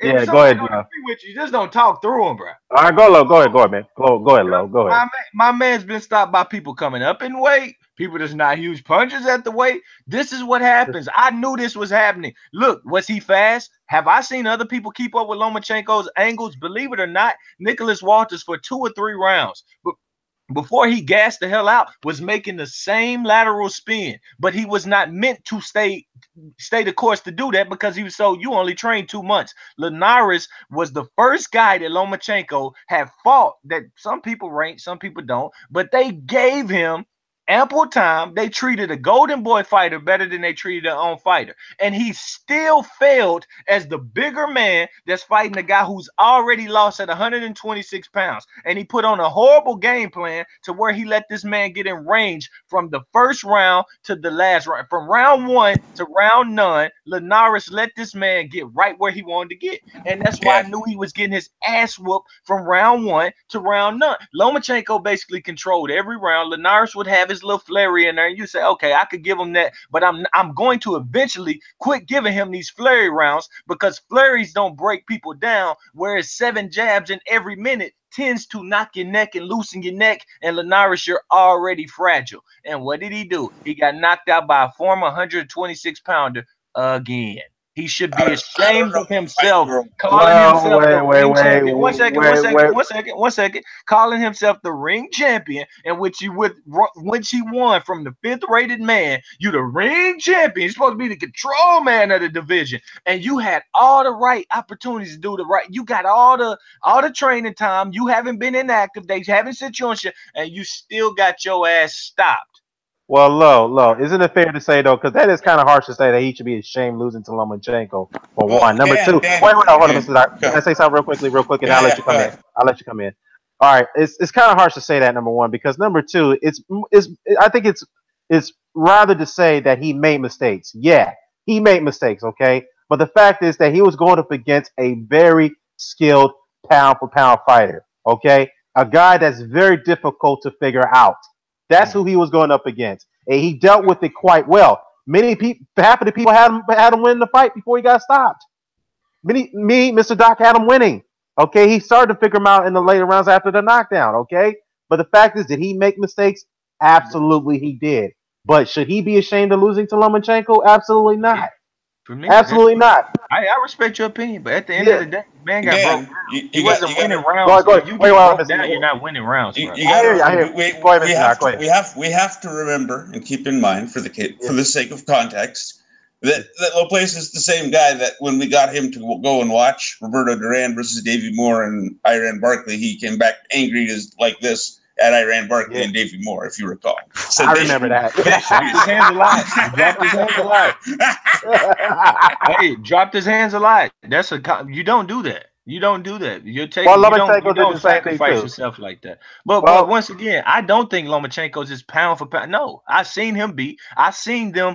They manipulated opponents because they didn't believe in him. They said, "Yo, if we put you in here with these motherfuckers the right way, you might get beat." Linares got every chance that everybody else didn't get. And this man was the bigger man, unlike Rigondeaux, unlike everybody else. I got a question, Lowplace. I'm raising my hand in the classroom. Lowplace, I got a question. Go ahead, Mr. Were any of those other knockouts liver shots? Or were they not all on cuts? No, not all of them were on cuts. This man got stopped on punches to his head before. He got stopped on punches. Was it the first round? Say it again. Say that again. Repeat that one for me. Punches to what? Head, body, it doesn't matter. He's fragile, bro. Luke Campbell was landing right hands to his body that made Linares say, "Whoa, I don't know what I want to do." Low, but you kind of making Linares look bad. So by doing that, made himself hold up, man. By doing that, you're trying to rip credit away from Lomachenko. That's what you're doing. No, I picked Lomachenko. I was begging him to rid me of this lion ass ring champion. Look, Dan, say whoever I like. This guy fights. They say I like Stevenson. If Golovkin brings his ass up to 175 and whoops the shit out of Adonis Stevenson, shame on you, Adonis Stevenson. Okay? It's not a bias. This man got his ass whooped by the smaller man, and he had every fucking advantage. And he had okay. Let's go with a more complex or more nuanced example. What if Zerto moved up to 175 and beat somebody? He's a 168 pounder, but by the way, I would still say shame on you, Adonis. That man sucks. How tall is Zerto again? Anybody know? I'm sorry, but he sucks, man. He sucks, bro. So if Adonis lost to him, it's still shame. Okay. So I see you're there. You shoot that down with he sucks. Okay. Yeah, he's garbage. I'm sorry. He is. Well, low. Has it occurred to you that many great small guys beaten small men throughout the generation of boxing, man? It's not. Look, if you lose to a great small guy, that's nothing to be ashamed of. It's nothing new. You take losses and you take wins and you take some losses here and there. Name you two, and I'll prove what I'm saying here. Name you two. Name you two good guy, and I want you to name their best win. That good guy that you're saying took a loss in his prime to a smaller fighter. I want you to name their best wins and what they have to hang their hat on. That's all right. I'll tell you what. I want to tell you the problem. All right, who are top of their game? Sugar Ray Leonard and Marvin Hagler. Explain that one. Okay, now do what I said. What does Marvin Hagler have to hang his hat on? Right? What he has Tommy Hearn. He has Tommy Hearn. No. Please, hold on, please. Wait. Lowplace. Do we honestly have to have that? No. Let me go there. He has Tommy Hearns to hang his hat on. Less than what? 3 rounds, I think it was, or was it 2? Oh, I thought you were asking. You've got thoughts. Go ahead. Now, what I'm going to say is, if Linares had these things to hang his hat on, it would still kind of be shame on you. You should have represented your division. But it's super shame on you that you still don't have a good win today. And you had every opportunity. You got blessed with a ring title to call yourself ring champion like all these great fighters in the past. Golden Boy just handed you the thing. Okay, so silver medalist Virgil Hill, he should feel extra. So Virgil Hill should feel extra ashamed losing to Thomas Hearns, right? Okay. Virgil Hill has a little more to hang his hat on again, right? Right. So wait, hold up. Did you say that Linares don't have any good wins? So Oscar Larios is not a good win? He doesn't. No. The man was way past it. Still a good win though. Way past it. Way past it. And then you seen what happened when he finally fought prime opponents and people that was still underdogs. To me, he got cut is what happened. The guy's just the guy, man. He's just the guy. But at the end of the day, it's really shame on you and Golden Boy. Honestly, it is. They gave you a fucking title. They said, here you go, ring champion. Be the man. Be this Hall of Famer. The Wire called this man a future Hall of Famer in his video the other day. I was scolding. No, Dstyle, you don't understand. Scolding. Scolding. Dstyle's in the chat, man. Hey, but like I Linares said, a future Hall of Famer? Yes or no? Not right now. I don't think so. That's the problem I have here. That's the problem. No, he's not. No, he's definitely a good fighter. Fair enough. Let's give Dstyle the floor. Yeah, let's give him a floor. But before I give Dstyle the floor, I got to say this, Low. I really think what you're doing, you're trying to rip credit away from Lomachenko. I think that's not right, man. What credit do you want me to give him? He knocked out four times already. Dude, Linares rejuvenated his career after his knockout losses. Versus who, bro? All right, look, Anthony Crawler's a decent fighter. I'm not saying he's a world beater, but he's a good fighter. Isn't Kevin Mitchell a good fighter? And he got knocked down and beat up by him round after round until he finally got the guy out of there. Finally. And he beat Kevin Mitchell. Okay. Yeah. Okay. Come on, man. Come on, man. What do you mean? Come on, man. Demons was coming back in that. Look, I'm not taking credit. I'm giving the credit. Look, 4 people already done it. If it was one knockout, I'd say, yo, this man, he did rejuvenate his career. But he didn't. Okay. Let's bottom line is though, so Marvin Hagler should be ashamed of losing to Sugar Ray Leonard, who's coming out of a 3-year retirement. A small guy coming away. I've said that before. Right. Marvin Hagler, and I think he was, but he was ashamed. I believe I think he was ashamed, like himself. He was ashamed of that. Yeah. He was upset he didn't get the win, but he can't be embarrassed. All right. All right, go ahead. He wasn't ashamed that. Okay, he was pissed off that he didn't win the fight, and he felt he won the fight. Right. So there's a difference between I feel robbed to I'm ashamed of losing to Sugar Ray Leonard, right? But let's not talk revisionist history or Lowplace's version of revisionist history here, okay? I just want to talk about the fight really quick.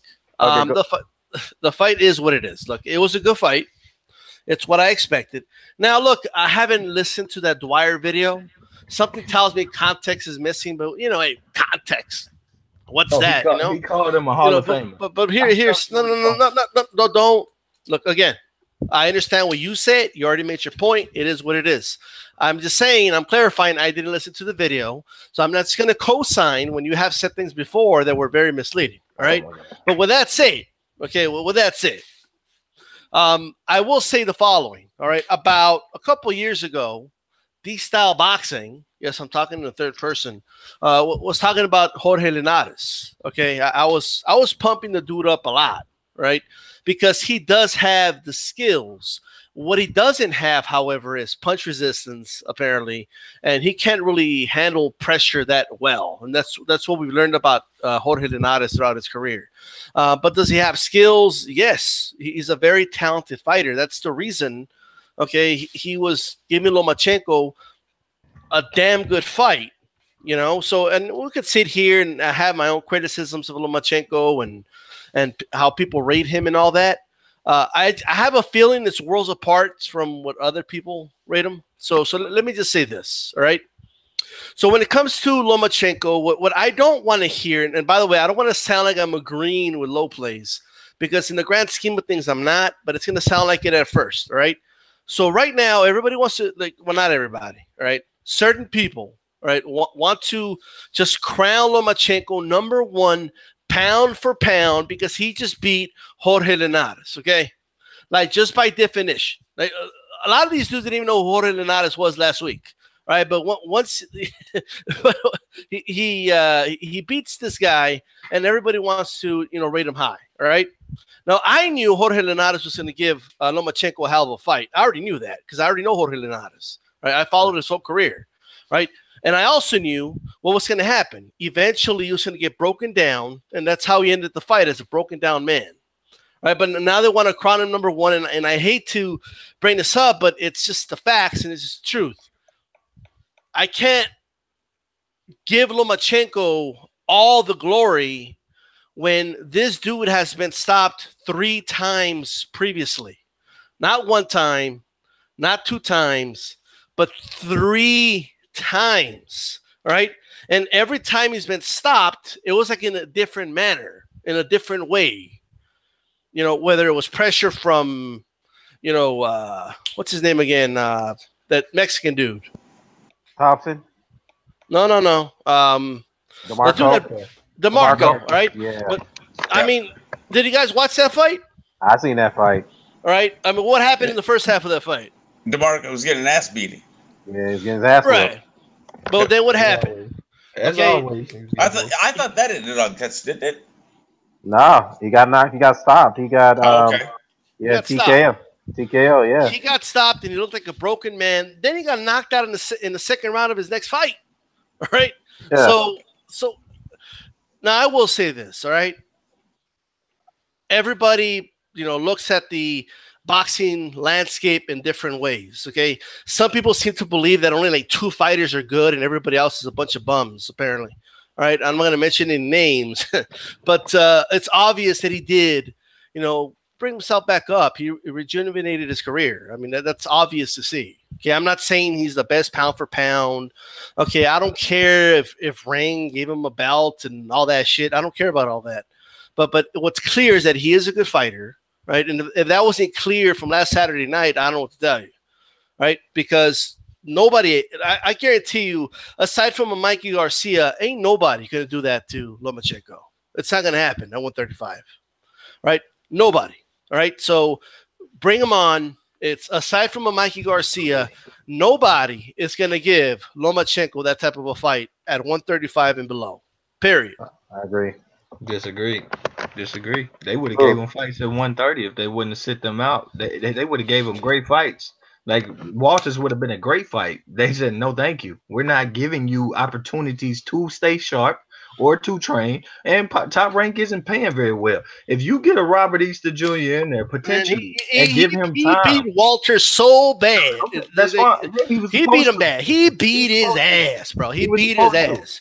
But he beat his ass so bad that you can't use it if only he had training camp. Let's flip it. Let's flip it. Why isn't Lomachenko? Why doesn't Lomachenko go fight Linares off a year layoff and with 2 months to train? I'm not gonna reward politics. I'm going to look and I'm going to say they ruined the career opponent, and now we don't know which path Lomachenko goes because I don't hear anybody saying, "Yo, I want to see a Beltran. I want to see a Beltran." Well, Beltran called him out, so I hear that, but who cares? I don't know that not having a training camp makes you a quitter. I don't know that. Well, I do. I mean, I told you. I don't have a training camp. I'm a fucking quitter. I fucking quit. Linares quit with a training camp. I'm gonna get up from my stool. Linares quit. Linares quit with a training camp. He got up, stood in front of referee, bent down, and then walked to his damn corner. He quit. It doesn't matter. It doesn't matter. At the end of the day, he didn't quit in his corner. Right? He didn't say, you know, mas. Right? He was in the fight. Watch this. Did Victor Ortiz He was in the fight. Was he in the fight? Was he in the fight? Was he in the fight? Did Victor? Not talking about Ortiz and Berto and like what are you talking about? The man quit. He got hit with a body shot. He stood up and he walked back to his corner. When he wasn't on the canvas like Oscar De La Hoya. No, he was on his fucking feet walking to his corner because he quit. So what? First of all, why are you making a point? Like, I'm not arguing whether or not he quit. I never did I say that? No. Did I make that point? Like you're arguing, like you're making up your own points. No. You're making up your own points, bro. It's just like you're debating with yourself. Low place. Look, try to stick to one point. But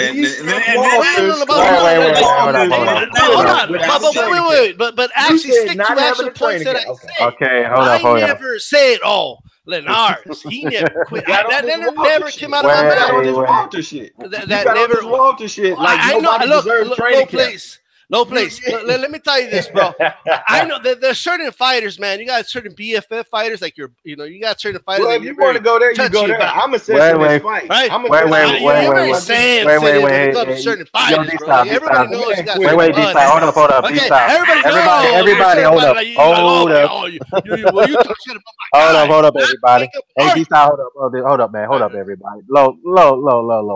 Everybody's presenting. Hold up. Everybody's presenting. Yeah, but he can't.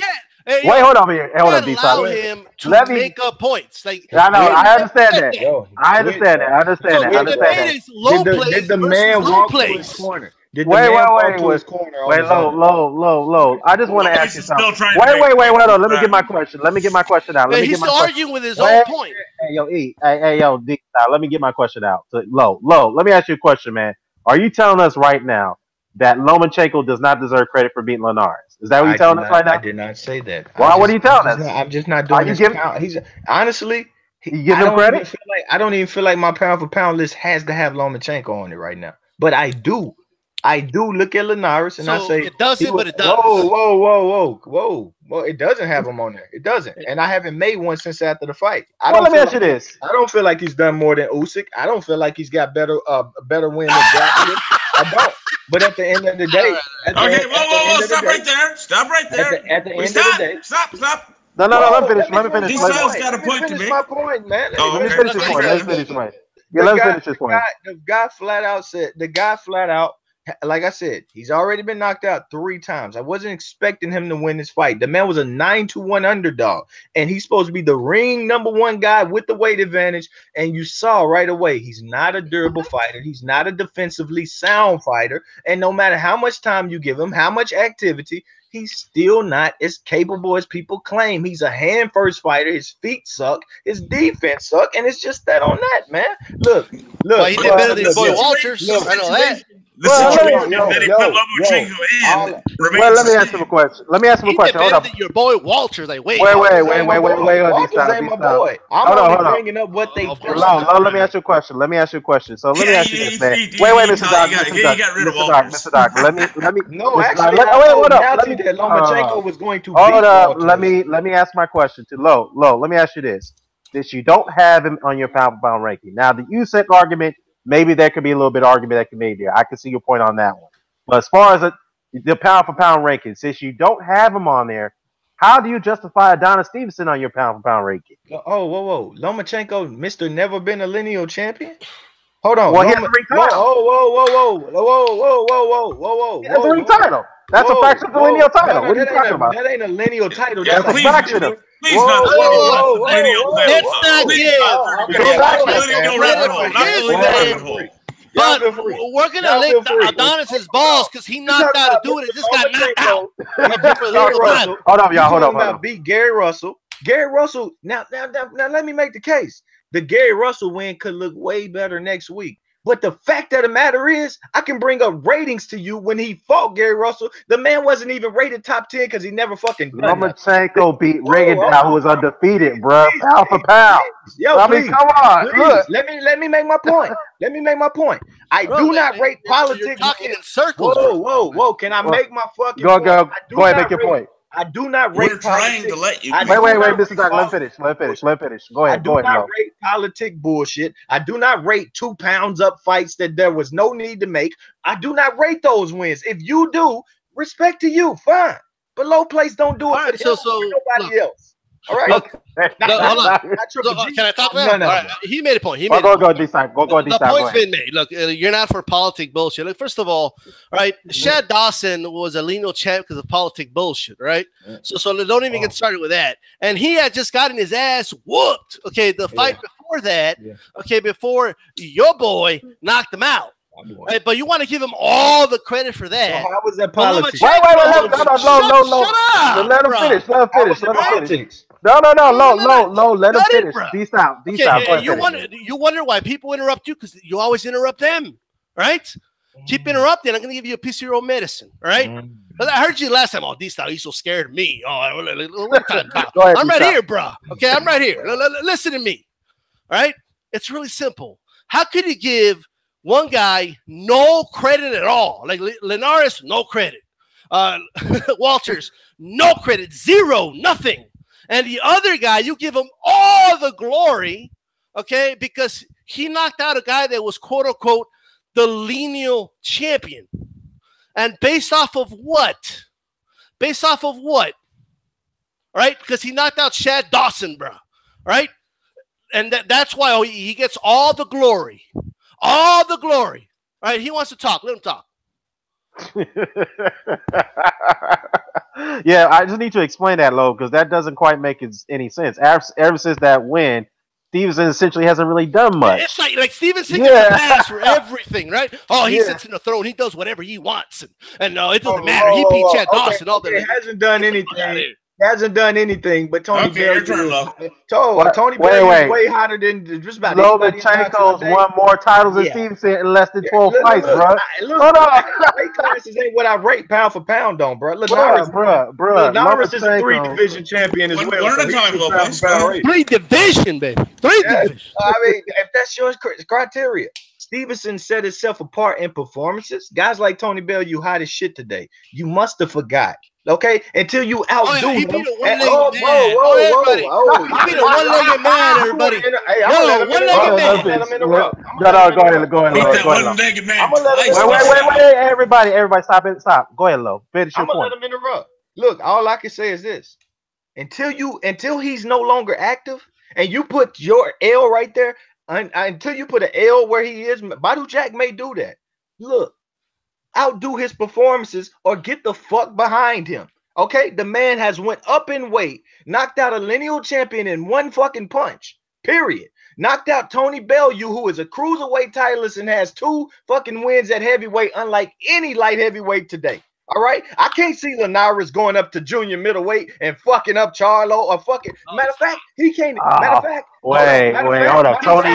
Hold on. Tony Bellew beat a one-legged David. Can I finish? You already finished, but you repeat yourself like you always do. Linares can't go up to 154 and knock out Kurt. Let us tell you when you're finished with your point. Can I finish my point? Can I finish my point? Can I finish my fucking point? Okay. I can't think of James Kirkland. Linares couldn't go up to 54 and knock him out. I don't give a fuck what neither one of you say. But that's what Tony, you can bring up any injury you got. Linares bitch ass can't do it. Okay? So that is the most do some random stupid point I've ever heard. You ain't on my level. That point is so stupid. You ain't on my level. Hey, hold on. Yo, go ahead. You hold on, everybody. Linares can knock out. Hold on. Shut up. Let him talk. All right, so let me get this straight. Okay, I'm going to repeat what you said. All right, for the record. Literally, I'm going to say it in my own words, but this is literally how you sound. All right. Linares can knock out Kirkland. Checkmate. Like that's how you sound. Like, what does that even mean? That doesn't mean anything. You're just making shit up. You're just making a dumb point. That point means nothing. Let him finish. Man, I mean, tell him talk to somebody else. He can't handle the point. He's taking credit away from. No. Let him finish. Let him finish. Wait. Listen to me. Go, Dstyle. Go ahead. Scared of you now, Lowplace. Wait. So scared, do I? Let me tell you something. Go ahead, finish, man. Go finish your point. Go ahead. Well, I just want to know, what does that even mean? That's a stupid, retarded point, right? Look, David. Okay, Bellew's so hot, right? I mean, he's hot. I mean, as hot as he can get. Right? So, are you telling me that he beat somebody relevant at heavyweight? Is that what you're saying? Because if beating a one-legged man at heavyweight means you're hot, let me just say this. So first you say, oh, he beat who the hell was Gary Russell Jr. when Lomachenko beat him? You know? What? So are you telling me that every time Gary Russell gets a win now, Lomachenko's going to get credit for that win? It could get better. For the record. Can. That's what. Why would I be biased? Yes, it can. He had no good wins. He got Gary Russell has nothing on his resume to make me say, yo, he's flat-footed, and all he was a hand-speed fighter through combinations in front of Ken. Wait, hold on, let me respond to that. Bellew's moving around like Sugar Robinson. He's an A-level prospect. He's an A-level prospect. Lomachenko went 12 damn rounds. I've seen other fighters, other Charlo fight A-level prospects. They took less than half a fight to handle business. Gary Russell won a title after Lomachenko beat his ass, like I said, Gary Russell is fighting nobody that I'm looking at saying, y'all got respect for what you're doing at division. division. In the story, he fight an old, washed-up Johnny Gonzalez. If you want to just okay, go so Johnny Gonzalez old and washed up, and David Hayes in his prime, right? All right, okay. Oh my God, bro! Okay. You not realizing? You see what I mean? I'm playing chess, bro. I'm playing chess with you. Okay, you can't hang with me. Hold on. That's a whack ass. Hold on. I got to mute everybody. Hold on, everybody. Everybody, just be relaxed. This is fun, but one at a time. Really just hear that D-Style from him? Yeah. No. One at a time, okay? One at a time, everybody. One at a time, please. Go ahead, unmute yourselves. Go ahead, D-Style, finish your point. Lowplace, come back and finish yours. Unmute yourselves now. Please. Both of you. Go ahead. All I heard was Tony Bellew didn't win the cruiserweight title. Not just he not accepting that. He's not accepting that he beat the top 5 cruiserweight, then went up there and said, I'll step in with heavyweights and knock them out too. Now, I don't see where you're not catching that. You know what I mean? Those type of wins, when you do shit like that, they get better. As time elongates, those wins get better. Same with Lomachenko. I said it before I got on here. If this man, Gary Russell, puts Diaz to sleep or beats him, then we'll assess Lomachenko and say, okay, I like that Gary Russell win better now. As of now, Jason Sosa has beat the best opponent that anyone has ever beat. Well, any of Lomachenko's opponents ever beat, and that's Javier Fortuna. I'm not going to play the guessing with Gary Russell because somebody likes him. Javier Fortuna just should be the 135-pound champion right now. Jason Sosa clean clocked that motherfucker. And Lomachenko styled on him. And I give him credit for that win. All right? Is it a pound-for-pound win? When I looked at the rest of my list, nah, not yet. Okay? So that's why he's not on the list. When he gets there, I have no problem putting him there. Well, until D-Style mutes himself, but I will say this, though, Lo. Jerry Russell's greatest win is against a totally shot Johnny Gonzalez, and he ain't done much ever since he won that title. And second of all, I gotta say one thing: you don't have to put Lomachenko on your pound for pound list. That's fine, but I will tell you this: Lomachenko has won more titles than Adonis Stevenson in less than 12 fights. He's been better quality opposition than Adonis Stevenson in less than 12 fights. And here you are trying to rip credit piece by piece going after his opponent. Well, if you're going to do that to Lomachenko, then we got to do that to Stevenson because that's easy right there. Who was Stevenson fought after? If we're not going to give Andre Ward credit, right, for his win over Dawson, because Dawson was drained, and what the fuck was Bellew skinny ass when he fought? He was a light heavyweight who had been light heavyweight. He looked a little weight drained to me. I think he moved up pretty quick. You know what I mean? All right, so let me tell you something. All right, here we go. Yeah, he was so weight drained that if he would have won the title, he was going to stay there and defend it. Did I interrupt you? No, I didn't. Right? I thought Darren directed a question toward me. That's why I jumped in, because he kind of did. Yeah, I did. But the fact is that hold on, let me answer that question. Let me answer that question. Answer well, we already know the answer, bro. Let me answer that question. If you want to look at the rate, I pulled the ratings. Lomachenko's ratings the day he fought. Whose ratings? Whose ratings are these? Whoa. The only backdated rankings you got online. The only backdated ones. The only one that can go in there and say, look. Which ratings are you talking about? Like clarify. Hold on. He's talking about TBR. Yes. Go ahead, Lo. Only one. Go ahead, Lo. Only one. Go ahead, Lo. The only one that will backdate. Whoa. No, let him finish. Go ahead, Lo. The only one that backdate their rankings. Rigo was not rated top 10. I don't give a fuck about pound for pound size mismatches. If you do, that's your opinion. I don't want to see Adonis or anybody I supposedly like in those fights. Okay, so I do not look at them. I'm not crediting them. If you don't like them at all, bro. All right, now secondly, Nicholas Walters was not rated at 130 pounds at all when Lomachenko fought him. Well, neither was Sakio Bika. Whoa, I have pulled the ratings. Hey, stop taking my points, bro. Whoa. Stevenson shouldn't have ever fought at light heavyweight. Under the work. You can't. The man had no wins. He was out for a year. The ratings were right. So you're telling me Johnny Gonzalez didn't be the top 5 guy in his weight class as well? Is that what you're saying? Who are you saying? Because you can't stop sucking, Bellew's dick and shit because he'd be a top 5 sucking cruiserweight. Okay, in a weak ass cruiserweight division, by the way. All right, we want to talk real. But here's the thing. So you're saying Johnny Gonzalez was in the top 5 at least, like in the division? Yes, he was. Well, there you go. Done. That's it. Also, the man was completely shot Oh, yeah, he was so shot. He had a belt. It is what it is. It is what it is. He won a surprise title. We all know he did. He won a surprise upset. You talked enough. You talked enough. Yes, we are enough. You're filibustering. You're filibustering. That is exactly the word for it. Filibustering. You're filibustering, bro. You don't want. You say context. Cease and desist. Cease and desist. Hey, bro, I don't know if you realize this. Context earlier, and you don't want to apply them. You say hold on. ratings. I get when I told you Walter's ratings. I gave the context of why he was not. Let the man speak. All right, no. Context when Walter was not rated. Go ahead. Circular reasoning. Like you just keep going in circles, bro. Okay, you already made your point. We heard you. Okay, and let's not get into the deeper psychology of that. You know, if you keep repeating the same thing over and over, bro, you're not like an expert hypnotist. We're not going to change our mind all of a sudden, right? Relax. Okay, look, right? You yourself just said out of your own mouth, Bellew, he beat a top 5 cruiserweight to win his title. Right? You want to go whisper to somebody? Go whisper to a woman, bro. Don't be whispering to me on the fucking line, bro. Right? Whoa. Come on, no, Dstyle, go ahead. Just go ahead and finish, man. He was right. I muted him. Yeah, if he's whispering, if he's whispering, he's whispering. Like the song Careless Whispers and shit. Exactly. What the fuck? I caught that.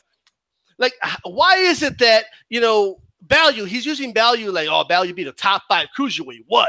You know, he out of his own mouth, he just said that that Gonzalez was a top 5, you know, guy in his division when Gary Russell beat him.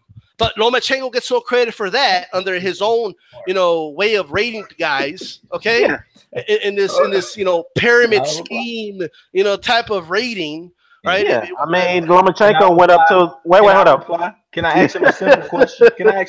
When I mentioned Walter's rating, who I do think is a good fighter, did I not apply? I was talking about Johnny Gonzalez. But you're changing the subject. Like, you can't take the word because I'm wait, Mr. Doc, hold on, Mr. Doc. I was talking about Johnny Gonzalez. And I'm trying to prove to you that when I applied the rating, I applied context to why Walters was not fucking rated. I wasn't talking about Walters. I was talking about Johnny Gonzalez. I don't give a fuck who you're talking about. I'm talking about the context. Well, it matters because that's what I was talking about. Wait, Dstyle, can I ask him a question? Not as smart as Low. Let me ask you a question. Low. Let me ask you a question, man. Okay, so if Lomachenko does not get credit for beating Walters because Walters was not rated, explain how does Stevenson get credit for beating Bika? He wasn't rated at light heavyweight. When did I say he did? He did? I'm asking you, do you give him credit for that one? When have you ever heard me big up a Stevenson Bika fight? You haven't. Yes, you have. You have big fucking lie. You haven't. Okay, if you have it, then tell us right now. Does he get credit for that resume? It's part of his resume. Now you say this subject. Dan, can you let me answer? Dan, no, you're not answering the question. I'm about to tell you what you want to hear if you quit. Don't give me a long answer. It's a yes or no question. It's a close-ended question, not an open-ended question. I'm done talking over people. Exactly. Okay, close-ended is yes or no. All right. Open-ended. Look. My answer is this, bro. I'm not talking over people no more. All right. My answer is this. The man is on his resume, but it is not a win I look at to solidify Adonis Stevenson. Walters is on Lomachenko's resume, but because of the politics and the bullshit, which I do not support in the sport, and I will not uphold in the sport, he's a part of his resume, but I do not look at him to solidify Lomachenko. It's no bias here. You just don't like the effort. Fair enough. All right. Okay. So in order to fight against politics, you play politics and you take that dude off his resume. I got you. Good job. I didn't say I take him off his resume. I don't look at to solidify the fight because I don't know what you are in that fight. In that fight, politics played a major part. So I don't know your pound for pound skill. If I'm rating pound for pound politics, I put Lowplace. Whoa. Come on. We all know that if you owned a sports almanac and you were that kind of dude, your sports almanac would be filled with whiteout. No, I'm not sure about that. I'm simply telling you, if I apply pound for pound politics, you know what? I got your point. I would put Golovkin in my pound for pound. Wait, you know what? Can I say something? Most people are probably too old to get that. Hey Dan, I've had an epiphany. Hold on, let me. Yeah. Before you say something, Dstyle. Doc, you and I, let's just stay out of this. Let these two go at it. All right. No, but let me just say that. Let me just say that. Okay. Okay. Let go me ahead. just say this. All right. The points have been made already. All right.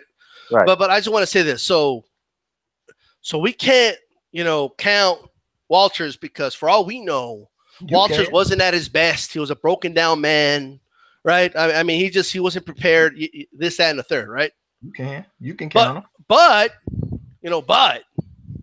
Dawson, I mean, he must have been in the best condition ever, coming off a knockout, brutal loss to Andre Ward, right? And since he beat Chad Dawson, he is forever the king, no questions asked. He could fight dudes like Bika, and he gets no criticism for it, right? From somebody anyway, right? I'm the king, baby. So so what you're telling me that's okay, right? So it just, I think it's a weight thing. I think if you're over 170, like over 175 pounds and up, you get away with things that lighter fighters don't get away with, apparently. Okay, because at the end of the day, Bellew, he beat a top 5 guy. So did Gary Russell from what he said, right? Gary Russell, right? He beat a top 5, Johnny Gonzalez, but that one doesn't count. Apparently, we can't count that. That has no bearing whatsoever. It's selective as far as the way you do things. You can say all day, I'm not biased, I'm not this. No, man, if you have to keep saying I'm not biased, okay, every time you say a sentence, maybe you got to evaluate yourself a little bit, okay, because you're very selective, okay, with how you rate certain fighters, and everybody could see that. Like, it is clear as day that you're very selective, all right, and you change your stance on shit, okay, depending on what fighter we're talking about. I think it's fair to say, all right, that you are biased, okay, and I think it's time that you just come out and say it, bro. Just say it. I think it's time that you've ended. I'm the king, baby. Wait, Mr. Doc. Let me know. Shit. It's either debate or think you're teaching something. Debate, please, because you're not going to teach anything over here. Because once again, I told you, when I did the ratings, I put context as to why Walters was not rated. Well, the context has to be. Wait, hold on. Just mute him, because I let him go. I'm done. Okay, I'm done. It's okay. Wait, Mr. Doc, hold up. We need to pull him Hold out. up, guys.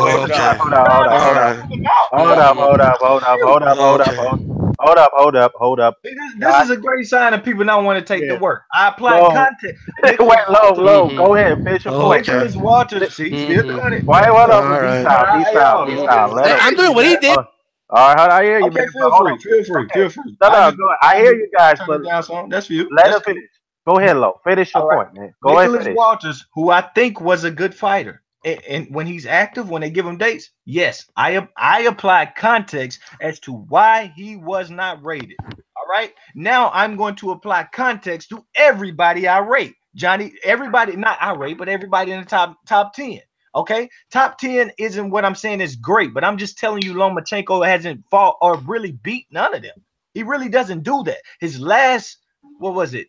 2 of his last 3 fights or 2 of his last 4 fights, former 126-pounder who was not rated, a former 122-pounder who was not rated at 130 pounds. That's him, and those are his hand-selected opponents. Instead of fighting a career-level opponent in Nicholas Walters, who had the same promoter. That's what I mean by politics, not Chad Dawson, who doesn't have the same promoter. Why you think you know everything I'm saying, but you think you're smarter than you are. You think you know my points. You don't. Chad Dawson and Adonis Stevenson did not have the same promoters. Adonis Stevenson was brought up in weight to be food for Chad Dawson. He changed the tide by 1 punch. Okay, I don't know what the fuck Chad Dawson had. He could have had everything in the world that night. He could have showed you he was one of the best fighters in the world still.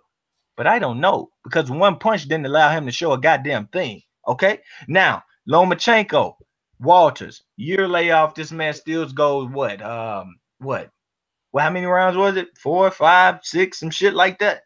Unrated opponent, not the lineal champion. Unrated opponent. It ain't my fault. If you got a problem with the politics holding him back, you need to go to Bob Arum and tell Bob Arum to quit fucking over his fighters. Because if he did beat Walters head up, or if Walters beat him head up the right way, guess where they'd be? Probably top 3 for me. Probably top 5 for me. Somewhere in there. Because I respect Walters as a fighter, and I would have to respect Lomachenko as well, because Walters had put in work. But when you go when you take the un-Pacquiao route and you don't fight Morales head up, Barrera, Marquez head up, at least for the first times Pacquiao seemed to do that, fuck am I crediting you for? When other people are fighting people head up and out fucking forming you. Okay?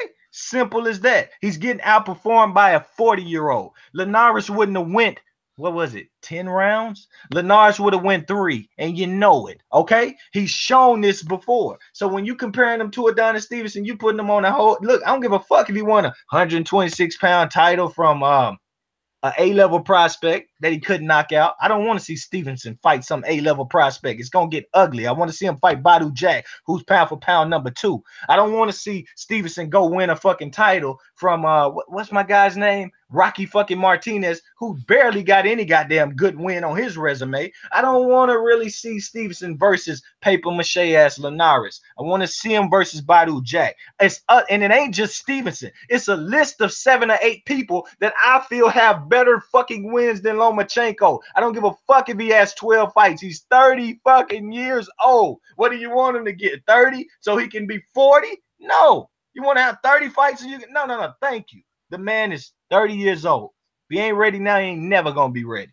All right? It's other people, including Stevenson, that has better performances, better wins. He has never knocked out nobody as hot as fucking Tony Bellew. And you can talk about, oh, Bellew was drained. If Bellew won that title, he had plans to stay down there and defend that fucking title. He had fought 5 years at that motherfucking weight. So that drain shit, maybe we should use that for Adonis if Badou beats him, because he's been there 5 years. So if he's still making it, he's drained. No fucking thank you. I don't want that excuse. We want to see the fight head up. He got his ass in there. He got knocked out. He went up the cruiserweight, won, beat a top 10 and top 5 in some rankings guy by knockout in less than 3 motherfucking rounds. If you can't support that, that's you, bro. All right. I got to say this before Steve Dstyle speak, but I'll say one thing. At least the Walter win is better than Stevenson being Carpensi. I would say that. But go ahead. Hey, Dan, Dan, just a quick rebut to that. Just a quick rebut to that. You want to show you want me to show you who's in the top 10 and who's not? Don't matter. It don't matter. Hey, that's what you say. Hey, once again, I'll say this. Carpensi got a full training camp.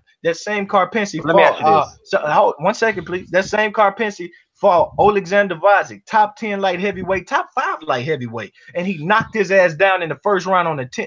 What is it? Second round on the 10 goddamn day notice. That's all I know. Well, that let me ask you this. Be the former lineal champion. Let me ask you. Let me see if you're rational here. Let me ask you honestly, who's a better fighter, Nicholas Walters or Tommy Carpensi? If they get everything done right, you know the answer to the question. You know. So Nicholas Walters is a better fighter. No. But don't tell me not to have boxing knowledge and not to know that politics fucked me over from a great fight that I will never be able to rate. So let me get this straight. So Rocky Martinez, who was coming off a win, going into the fight against Lomachenko. He was coming off a robbery of Salido. Actually, no. Okay, it was a draw. It was a draw. Okay, but he robbed him. No, go to the fight. He robbed him, bro. He robbed him. Okay, but it's a win. It's a win regardless. Okay, the fact is he was coming off a win going to the Lomachenko fight, but yet you don't want to give Lomachenko no credit for that win. Actually, no, it was a draw. It was a draw. It was a draw. It was a draw. My bad. It's on the resume, but at the end, like I said, the man coming off a robbery win. I think Linares was coming off a little bit of a. Maybe Luke Campbell could have took his belt as well. I personally had it. I just don't understand your logic, but you give Steve some credit for being a guy who was coming off a loss. Once again, Dan. Once again, one fucking shot. One shot. Martinez looked like shit in the last fight for a whole fight, and he started to look like Dan. Hold on, he looked like shit into the first, second, and what did it go 3 rounds? He looked like shit in every round it went. If I saw that from Chad Dawson, I'd be saying here today, yeah, they gotta fight. Dawson looked like shit against Ford. What are you talking about, bro? Who was looking like shit? We all know that Fonfara looked really good against Chavez Jr. I mean, we had no. Yeah, he did. He did look really good versus Chavez. I'm not crediting the second win. I'm just telling you, outdo him, because everybody's gonna have bullshit fights on their record. Lomachenko's outdoing Stevenson. So I gotta say this: Lomachenko is outdoing Stevenson. You can't live with that realization. That's a fact, bro. If Badou Jack gets knocked out, you will still feel he outdone fucking Stevenson, and that's crazy. So by the way, it really doesn't matter no more. Answer that question, Dan. If Badou Jack gets knocked out, is Lomachenko still outdoing Stevenson? Really? Yeah, he is. He still got work to do. See, this is why this argument is fucking irrelevant. Why? I hate that he even brought Stevenson up because it's not even rational no more. Let's just move on, bro. This is crazy. First of all, I guess this is what you call. All right. No. I behaved, so behave. Right? Yeah, go ahead. Check it out. Okay, first of all, and I'm gonna ask a question, but it's a rhetorical question. That means you don't have to answer it. Okay, just so you know. All right. So when somebody brings up an irrelevant fact, okay, let me give you an example of one. Okay, I make a point about Shad Dawson, right? Just getting his ass whooped and destroyed by Andre Ward, right? And then he fought Stevenson, and till this day, we have to bow down to Stevenson because he's the lineal champion and he gets exceptions over everybody, okay? Because of that one fight, right? And you bring up the point, like if it's a good point, and you say, well, they have different promoters. Well, that has nothing to do with the point that I made. Okay, it has nothing to do. Just because something you said is a fact doesn't mean it's a good point. Okay, it's an irrelevant fact. It doesn't matter if they had different promoters. Okay, as far as Nicholas Walters is a grown-ass man, okay, who was getting paid, what, like 6 figures to have a fight? All right, if he's going to get up for the fight, that's not Lomachenko's problem, okay? It's not Lomachenko's, job to motivate, all right, a grown-ass man, Nicholas Walters, to have like you say, a good training camp and prepare himself 100%.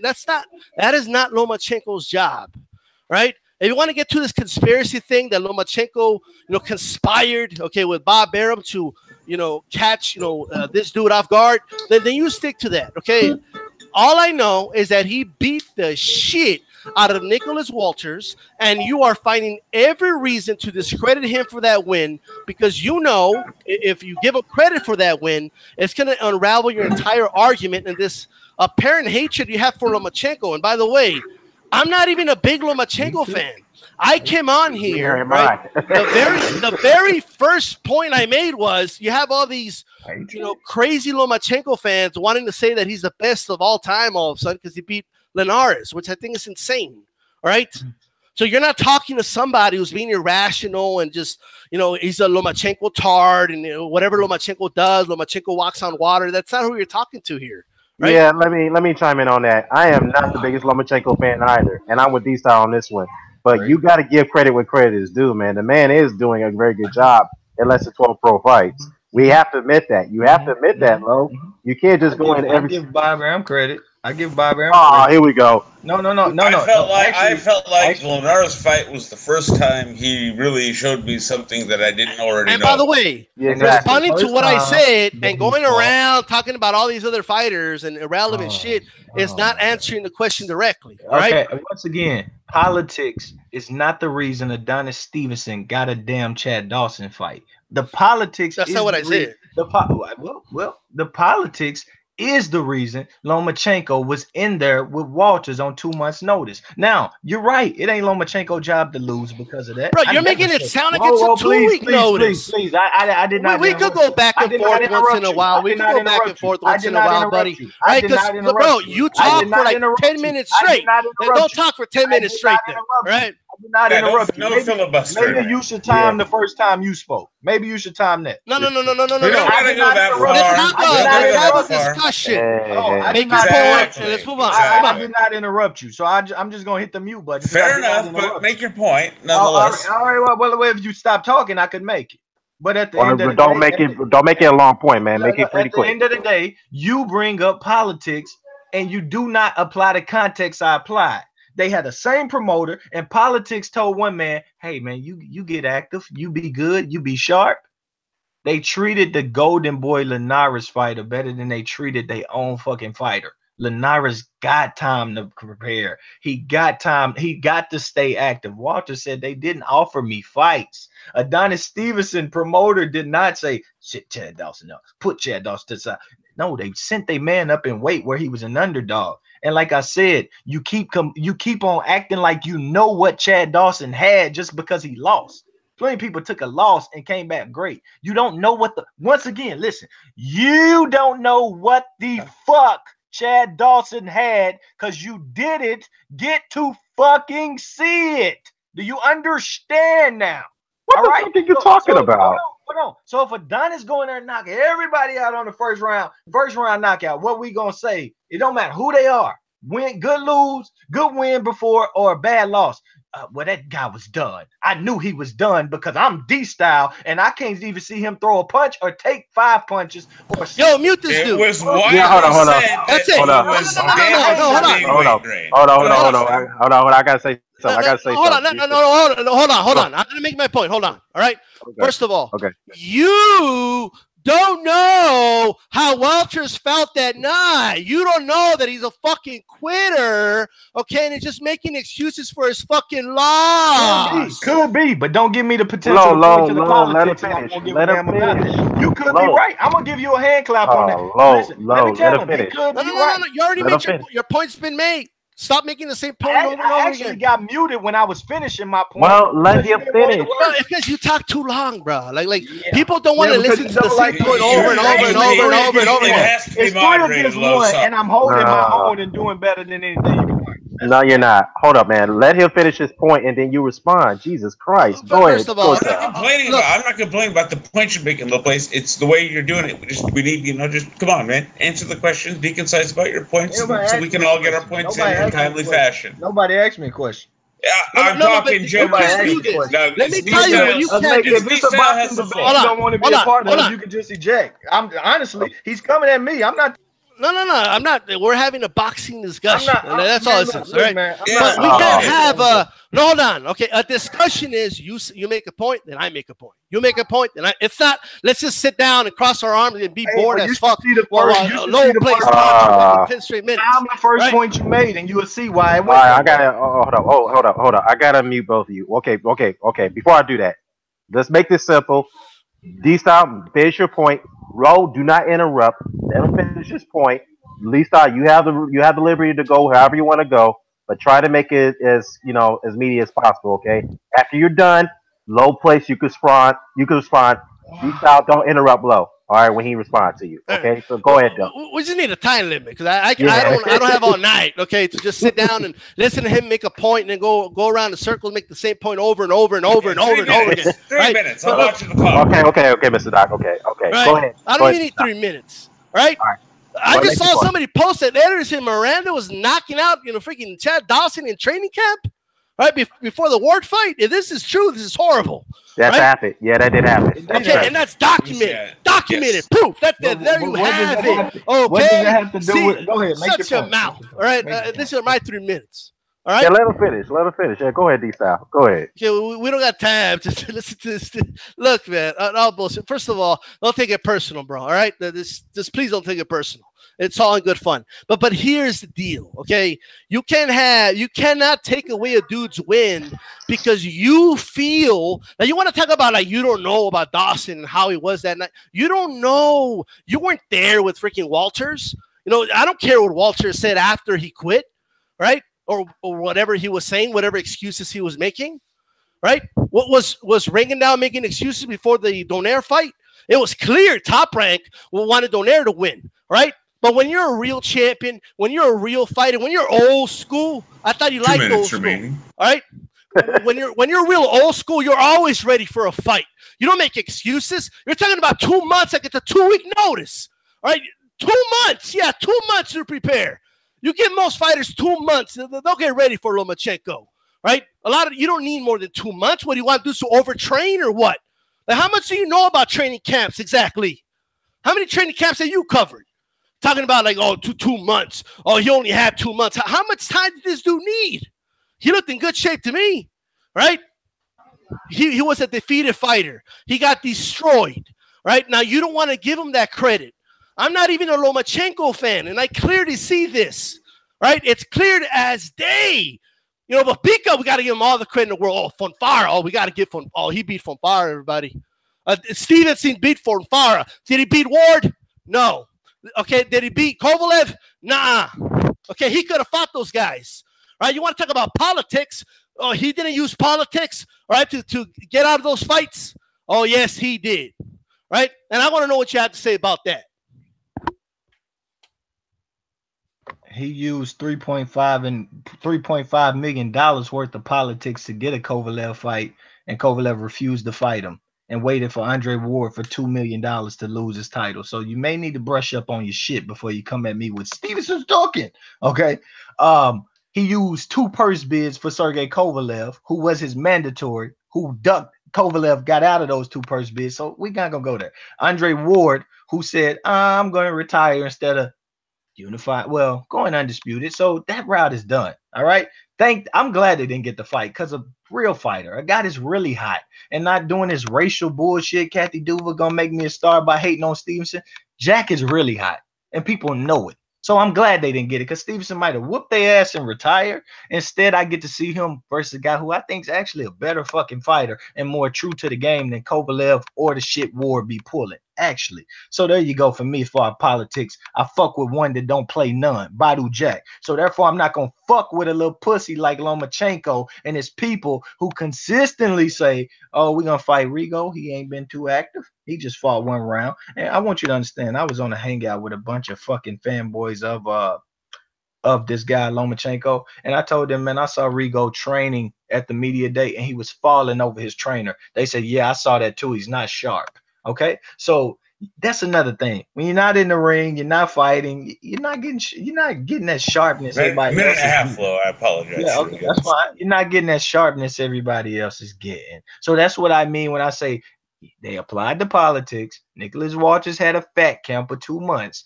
with no previous sharpness, with nothing there, and he got his ass clapped up. Adonis Stevenson is on a year layoff, but you know what they told him? He's been training every since what? December, on and off, 3 days a week in the gym, get out the gym, keep it ready. They didn't tell Walters none of this. They called him and said, oh, we just trying to make this fight. He told you that. He told you that before the fight. And when I heard these things, I said, I can't take it off his resume, but as my personal pound for pound, I can look at I can know this sport. And if I see politics for Errol Spence, Anthony Joshua, any of these cats, I'm not going to be big to say, man, that shows me what he is as a fighter. No, I saw politics push you in the right direction and you got the job done that you were supposed to get done. That's just how I feel about the situation. You're too personalized on Adonis Stevenson. You got to just get away from Adonis Stevenson and just hope somebody beats him. Because if he beats Badou Jack, I want you to understand, Lomachenko, Spence, Crawford, they ain't never beat nobody that goddamn hot. Never in their fucking lives. And Adonis Stevenson's past prime potentially finna do that shit. And if you don't love that, then I don't give a fuck what you love in boxing. To be honest with you, it's gonna change me. 15 seconds, low place out, dog. That's it. All right. Fonfara, I mean, that dude was hot. You know what I mean? They didn't look at him and say, oh, yeah, we got to fight this dude, right? Fonfara, yeah, he looked really good against Chavez Jr., okay? Thomas Williams Jr., everybody, okay? Carpensi, everybody.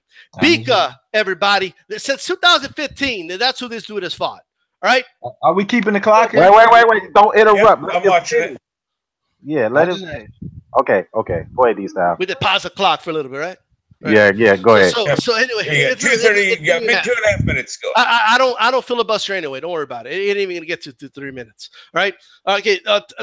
I'll give him Tony Bellew, although this whole Tony Bellew's hot right now because he beat David Haye, bro. I mean, come on, we're talking about a one-legged man here, right? But the Fonfara win, I mean, I don't rate Fonfara that high. I mean, maybe you think Fonfara is a better fighter than Linares. I don't know. Apparently I wouldn't hire you to do the eye test. Okay, I wouldn't hire you to go like scout out, prospects for me. If I was a boxing promoter, I'll just tell you that right now. All right, if you think a dude like Fonfara, all right, and Carpensi are like up there with a dude like Jorge Linares, bro. Okay, I know you don't like Jorge Linares. I know that you saw him lose to Lomachenko, and so therefore you're rating him that way. Okay, and I understand. The first thing I said, I can't give him that much credit because Linares has been knocked out before, right? But he's a better fighter than Fonfara. He's better than Carpensi. I can tell you that right now. Okay, he's better than almost. And by the way, let's talk about Badou. So you're telling me Badou Jack is the hottest shit like since sliced bread all of a sudden? I mean, look, I like Badou Jack, but to pump the way you're pumping the dude up, all right? I mean, holy shit, bro. I mean, I've seen farmers like feed the pig, okay, before they have the meal. Like, you're really feeding this one, man. Okay, but when the meal comes, you're really feeding that shit. That's all I got to say so far. Look, I had Badou Jack rated pound for pound number 8 or 9 before he even fought James DeGale, and James DeGale was right there with him. So don't try that with me. Okay, you can backdate that fella before he even mentioned Adonis Stevenson. Badou Jack has fought, what is it, going on 6 current or former world champions in a row. And I'm not looking at the politics of James DeGale when he beat the fuck out of him. I saw what I saw. All right, and I rate boxing on what I saw. How many fought? Because I watch boxing on what I saw. I'm not gonna look and say, oh, that judge said this. No, because if that judge was right, James DeGale would be in this fight with Badou Jack, and it would just be big. It would be just as big to me. Excuse me, he would be in this fight with Stevenson and would be just as big as me. I just lied. That would not be big to me. Because James DeGale is done, and Badou Jack, he showed you that night he was the superior fucking fighter to him. He unified the division, basically. He became lineal in that division. He's fighting for his second lineal title in less than 3 years. You name me something more fucking hot.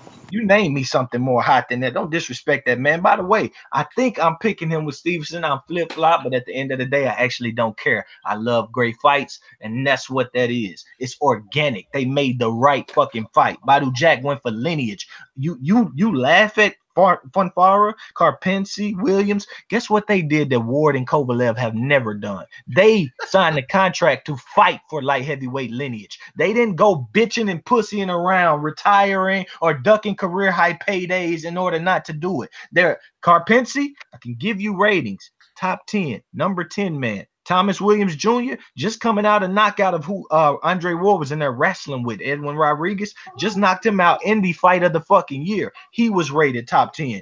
Fonfara, he was rated top 10, and he has more top 10 wins after that fucking fight. The thing about Stevenson in those top 10 wins, I'm telling you this, he destroys them like they rated number fucking 100 for the most part. Okay? That's what is different about the man. And he's past his fucking prime. He's smaller than each and every one of them. And he destroys them for the most part. And he'll get his chance to do it again versus Badou Jack and continue to show that you guys are playing catch up from 2013 potentially. Okay? That's how good the motherfucker is. The guys you wanted to see, they're not there.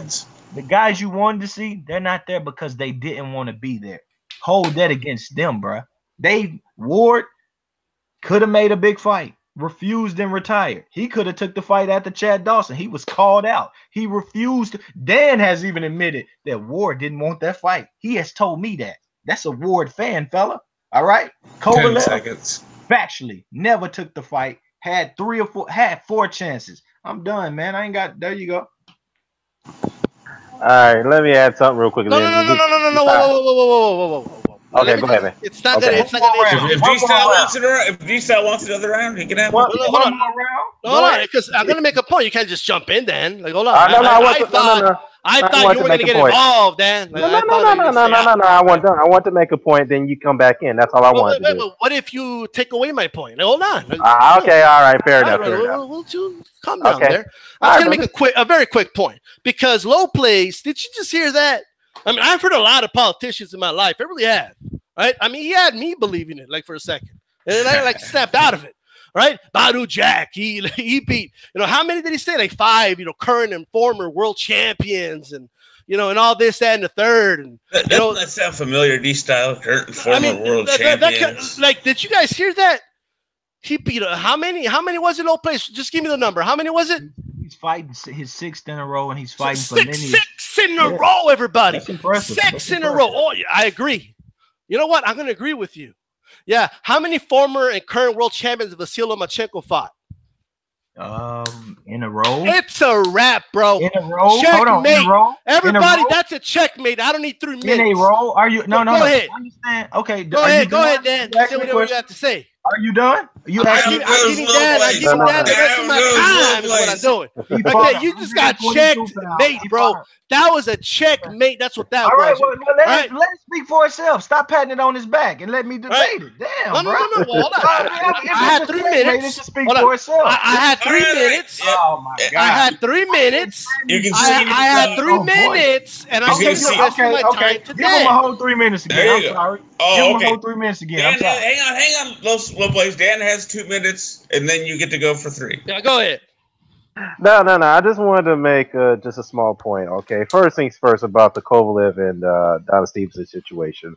First things first. It is true that Kovalev had ducked out at what 2-3 purse bids, I believe. Okay, 2. Okay, but it's also fair to say that Stevenson actually is the one who backed out of the first negotiation attempt for that fight to happen over that HBO situation. That's number one. That is true. That's what happened. And number 2, Stevenson was called out by Berterbiev and never responded to that. So there was a duck right there on Stevenson's part. So let's just keep it in context, okay?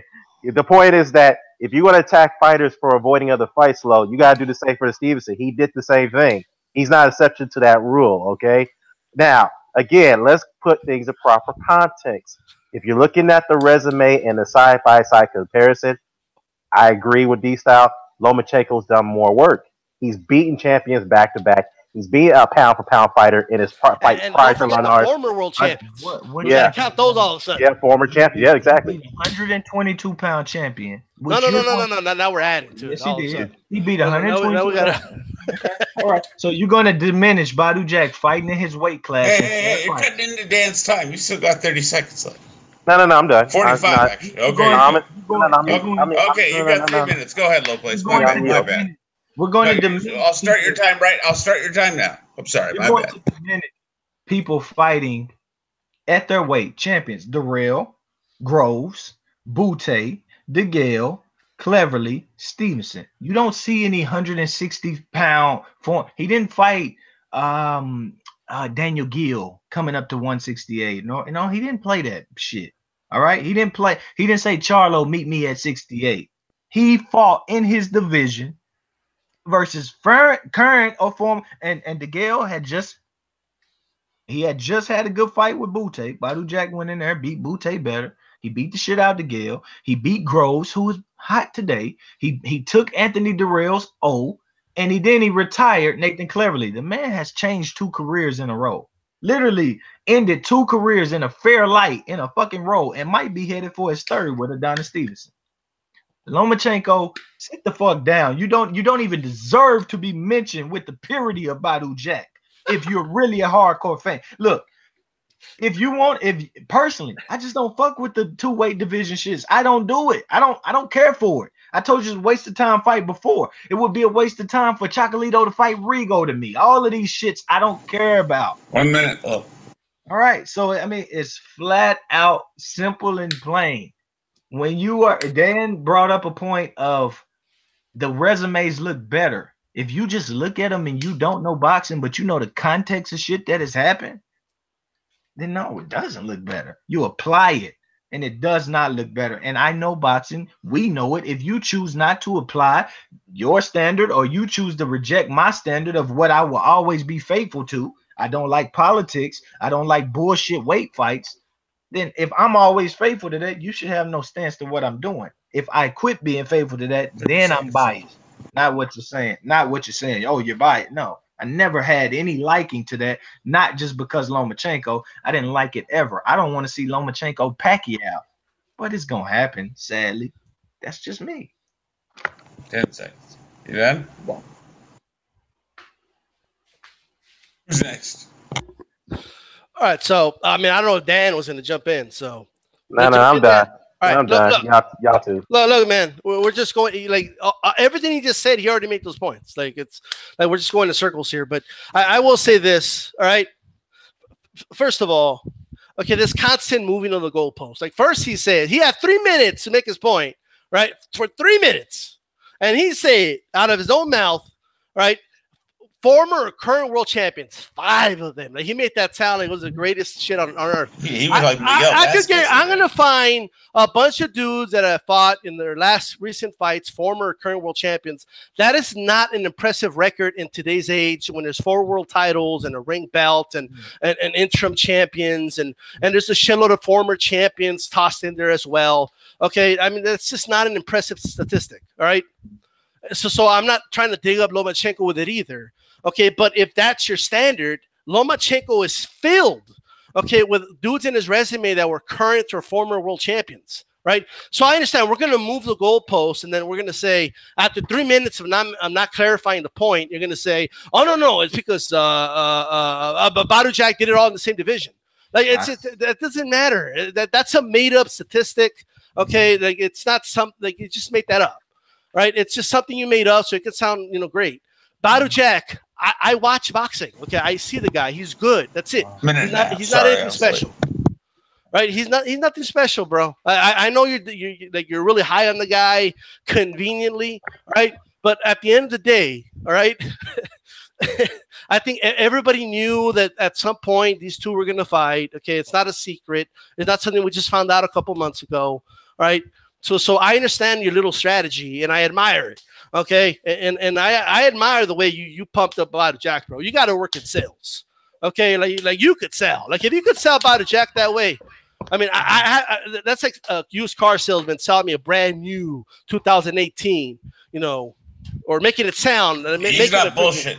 I worked in sales. He ain't bullshit. Yeah, if you dug up, freaking Badou Jack like that much, like you got to be up there. You got to be the promoter, right? And I'm not giving you a count. You got to be up there promoting this fight. If Badou Jack needs to start paying you. Yeah, just go up to the podium and Badou Jack, for the last 5 fights, he fought 5 former current world champions. Like that sounds impressive, bro. It really does. But it's not that impressive. It's all smoke and mirrors is what it is. I wish I could say the same for people like Earl Spence, who I wish had better resumes. I really do. Hang on. Dstyle's got 10 seconds if he wants it. No. I was done. I mean, it is what it is. Okay. I said. I got an honest question for everybody. Well, give me one more rebuttal, and I'm done. All right. Orlando Salido, Gary Russell, former current. Then he says 3 fights in a row. No. Roman Walters 2 in a row. No. Sosa. No. Mariaga. No. Rigondeaux 122-pound champion. I wouldn't count it, but if you feel like you should go, Linares, go ahead. Okay. First and foremost, I said he fought them in a row. If you can't look at other made up statistic, if you are not made up. No. Badou Jack fought. This is his resume. His last 6, it would be Adonis. Okay, time. Dstyle clarify. I think De La Hoya. Hold on. I remember when they said, I need to know what he means by that. Whoa. No. I'm going. Okay, I can be because there's no record for that. There's no record for that. I could go back. No. That's okay. De La Hoya. Okay. So what you're saying is I just want you to look at other current fighters. I said Badou Jack is one of the hottest fighters today. I said he's doing. Hang on a second, bro. Is that your point? Is that your point, Dstyle? That there's no established, this is the record for that? There's not. It's just something he made up to pump this up. I didn't say it was a record. I did not. I said this is his record. This is his resume. This is what I'm saying to you. His last 6 opponents. Okay, resume. In this order. All of these guys were top 10 opponents. All of these guys top 10 opponents, and he's fought 6 in a row. It's not many guys doing that in this day of boxing that are active today. And he beat them all, in my honest opinion. And once again, don't try to ruin my credibility, because you can just go back and you can listen. Before Badou Jack ever laid hands on James DeGale, I had him in my top 10 pound for pound. Okay, it wasn't many people with better wins than a George Groves or Anthony Durrell. It wasn't many people. Boxing was restructuring, and he could have got dropped off if he didn't do no more. But guess what? He continued to elevate himself, and people are crazy about fucking Badou Jack now. A lot of, I don't know if you do a lot of Twitter, but go there. People are, he's getting his recognition finally. All right. Some people are saying, "Oh, I'm gonna put him on after a done." I said, "Well, that's you. I already give him a recognition because ain't nobody outdoing him." I got Earl Spence on my pound for pound list. Guess what, man? I love the Kell Brook win, but he can't fuck with 5 wins in a row like that yet, bro. Badou Jack is pound for pound number fucking 2. I believe he is. Performance-wise, he's beat the shit out of people. A lot of the fights he's been in, they can claim they close. This man kicked people ass. Simple as that. He should be the unified and lineal champion and the ring champion of 168 pounds. Politics will not stop me from rewarding this man. Him and Adonis Stevenson are fighting for lineage for the second time in 3 years. Badou Jack is in a lineal title fight. You cannot. This is what I mean, Lowplace. Just to clarify, this is what I mean. Bro. Hang on. I'll give you your time. This is what I'm just clarifying. This is what I meant, or an example of what I meant when I said if you had a sports almanac, it'd be filled with whiteout. Nah. I'm just giving him credit on what he's done, and he hasn't done any of it with politics. He hasn't had Floyd Mayweather say, "We're gonna sit there, we're gonna do it." No. You haven't even been able to sniff it out, bro. You haven't. He's just been in the ring, workmanlike, getting it done. And if Stevenson knocks that man out, it ain't too many wins in boxing that's better than what the fuck he's doing right now. Now, if Badou Jack got knocked out 3 extra times, and I'd be like, and he didn't do shit, I'd be like, okay, he's another Linares. But truthfully, he's not. And when you clown guys like Funfara, understand, a Linares might not make it through a Funfara pound for pound kind of level. He probably wouldn't make it through it, bro. He probably wouldn't fuck with a Joe Smith either. He probably would be bashed the hell up. Sadly, Thomas Williams Jr. might bash his ass up too. But at the end of the day, Luke Campbell was number 10. Linares. I forgot my question. I apologize, Lowplace. I got to spit this out before I forget it again. I got a question. All right. Does I mean, I understand to a degree the caliber of the opponent. The opponent obviously matters, right? Mm. But to what degree, does any of the stuff we're debating about Jorge Linares matter with regards to the situation Lomachenko was in and came through? Talking about the knockdown and him getting up and things like that?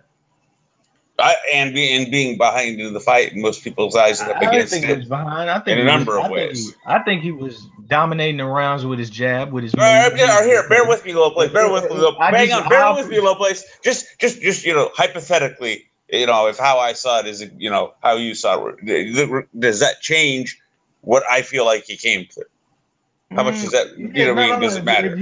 If you feel like he came through something, that's great. If you want to rate him based off that, cool. But I'd rather rate wins over. No. He proved something to me that he's never proved in any of his other fights. That's how I feel about it. That's great. But I feel like personally that Carl Frampton got pound for pound thing is a whole separate conversation. Yeah. I'm just naming other people. People like Usyk. I feel like he got better wins for the most part, better performances. I feel like a guy like Frampton was a very fucking top fighter at 26 and 22, and he just showed that the other day. I thought he was gonna get beat. He fucked dude up.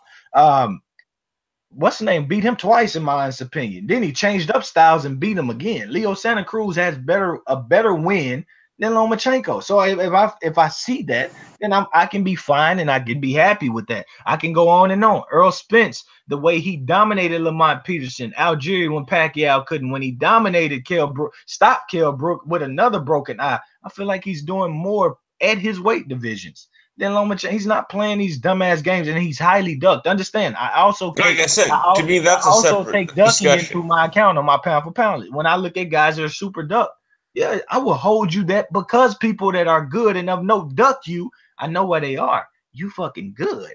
And that's what I'll rate on as well. It's just personal opinion. It's nothing to debate about. Dstyle just came in hating, like, I fucking hate your opinion on the guy. I'm gonna get you. It's just like, did not come in hating your opinion. Okay, whatever. I'll defend it. But at the end of the day, I'll let him speak for himself. You can't get mad at how I feel about Adonis. You can't get mad about how I feel about Adonis because the man handled fucking business out of his prime with whoever is willing to fight him. He's had 3 unified champions refuse fights with him for more money than they would have got to fight anybody else. That's what he's had. That's fucking sad, bruh. That's worse than Rigondeaux. That he's had 3 mandatories refuse fucking fights with him. That's worse than Rigondeaux. The man's completely up. Personally, just speaking for myself, all I have been saying is that was the first time I've seen Lomachenko in a situation where I wasn't sure he could win, and he found a way. Nah, I'm not. No. I'm not going to argue about how we saw it. I'm just explaining. Let me ask you a question. Position. When Linares got that knockdown, and again, I'm not saying that I'm not saying that puts him anywhere specifically pound for pound. Yeah, that's cool. That's cool. We off that. What did Linares do when he got that knockdown? What did he do? He won the next round, but then Lomachenko took the play away, and then Linares took it back. I'm telling you, I'm giving you a generalized. I mean in that round where he got the knockdown, he had about 15 seconds left, right? What did he do? It was a pretty even round. I can't remember exactly. I remember the round feeling like the round was pretty even. Well, what he done after he got the knockdown, he kind of gave a sigh of relief, and then he proceeded to just. He didn't jump on him, I agree. Yeah, exactly. That's what I mean. The man, it was sort of like, oh, he's finally off me. That's what he did. That's how he was. I didn't see him thoroughly doing nothing except. You don't got to defend your position. I understand it. Cool. I wasn't trying to change your mind. I was simply explaining my own. That's all. So you didn't think I was just, fabricating out of nothing. If you get me. Even if you disagree, at least there is some sort of Mr. Doc, we know you're playing mind games, Mr. Doc. Jedi mind tricks. It's true. These aren't the droids you're looking for, Lowplace. All right, y'all. All right. I guess that would wrap up the debate. It was a good discussion, even though it was very hostile bit, but it was very good. I wouldn't say hostile. It was amusing to me. It was not. I mean, it wasn't that hostile, but it was pretty spirited. Let's put it that way. Did you want hostile? No. Yeah, we can do hostile, Dan. Nah, don't do that on my channel, y'all. I respect y'all. I love y'all brothers. But you never got blood in here, or do you not want to? Nah, it's all good. It's all good. Sometimes guys just get hit with a good body shot and can't get back up. But we're that's true. All I'm gonna end with is this, okay? You look, man, look. You can't say in one hand. You don't know the state of Chad Dawson, this, that, and the third. And then the other hand say, I know, Linares quit. It's like you don't know. I said though. That's not what I said. No. Well, you said he quit. That's what you said. What do you mean? No. Of course you said that. No. He was implying that when Linares got the knockdown, Linares was relieved because it was basically a lucky punch and Lomachenko was winning every round. Not exactly lucky. I did say lucky on Twitter, but I kind of have a better word. Before you got on, he basically said he thought Lomachenko was winning every round. Yeah, he was winning that round, and Linares hit him and said, oh my God. Wait, that round or every round? He was winning that round, and he was basically dictating every round except for maybe one or two there. Yeah, the first two rounds. Yeah, man, I saw Linares hit this dude with like a 3-punch combination, bro. Like but he was fun fighting. Did anybody else see a lot of body shots from Linares? Yeah, I saw those too. From Lomachenko too. A lot from Lomachenko as well. A lot of left hands to the body. That hurt. I saw a lot more. Hold on, he's pretty good, huh? It sounds like you were bad in his work. Well, I think I seen Luke Campbell doing the same thing though, man. I'm not being funny here. I'm literally seeing Luke Campbell. Was he doing it to Lomachenko? Not with that caliber opponent, bro. All right? Yeah. Lomachenko is better than Luke Campbell, but for my pound for pound list, I think I have people that have better wins. This isn't about pound for pound. I'm just not going to let you take away Lomachenko's credit for overcoming adversity. I was cheering him on as he done it. That's another honest question. Am I the only one that feels like he overcame some adversity beyond just the knockdown? He did a bit. He got knocked down. Of course he did. Dan Dstyle, what do you think? Well, like I said, I agree with your point, Mr. Doc. I just think that Lomachenko definitely deserved more than enough credit for coming back from adversity. Because here's the thing, he was the 7-1 favorite to win that fight, a huge favorite to win it. Yes, for me, it's more of the situation he was under than any of that. And the fact that no one gave Linares much of a shot to even make it that competitive, even though I knew he was going to be competitive. What I did not expect is for him to hurt Lomachenko the way he did when he hit him with that straight right in that 6th round. And Lomachenko was hurt bad. You can't tell me that was a flash knockdown. Yeah, that was, the truth is, he was hurt with that shot. But overruled, 3-1, overruled. But check it out. Have you heard him talk about the shot? Did you actually hear him talk about it? He was hurt. He was hurt for that shot. He talked about it. He was just like, yo, he hit me with one. I knew exactly what I had done. I was fresh. My mind was there. And Basically, Linares kind of agreed that he was there because Linares did not try to pounce on this. Lomachenko. Okay, if Well, he he was bounced so up badly quickly. hurt, then well, you have to discredit Linares right here. If you believe he was badly hurt, Oh, you know why didn't Linares do his damn job and jump on him? Well, that's his mistake. That was his mistake. That's why I Lomachenko. discredit him. He's Right. garbage. Oh, but listen to me. Look, man, Lomachenko. look. If Go ahead. Linares is garbage, then there's only a handful of good fighters in the world, right? Well, you get you. Look, I say a lot. I say a lot there. I say garbage, but I'm just pushing my point across. It ain't lack of better word. It's just me really pushing it. That don't tell me to say, oh, pound for pound number 5 or just great. Look, I get it. I didn't hear anybody say pound for pound. I mean, again, I can only speak for right, Linares wouldn't be top 10 in some you. divisions. He wouldn't be top 10 in some divisions. I got it right now. I got it. All right. Okay. Badou Jack's trash. Right there you go.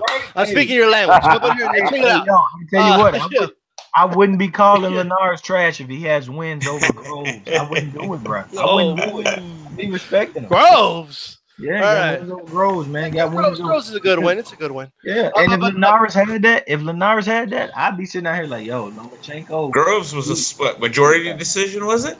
Or split? It was a close fight. Some people, yeah. But scoreboard, he gets the win. Yep. He worked him. He truly worked him. He won a fight. No, we don't got to debate that. Like I said, scoreboard, he gets the win. I don't use white out my mouth. If Linares even had a Butte win, I wouldn't think Linares got a Butte win. Does he even have a Butte win? You win some close fights. You win some, you lose some. The Badou Jack lost a close one too. It is what it is. Like Butte. But does Linares even have a Butte win? Like honestly, Butte. No, sorry. Like I hear you. That's not what I'm saying. Is his best 2 or 3 performances. But I'm just asking. Does Linares? This goes back but first of all, Butte, bro. This goes back to my question about what does that change? First of all, you can't discredit. No, hold on. You can't discredit the Linares win because Linares lost before.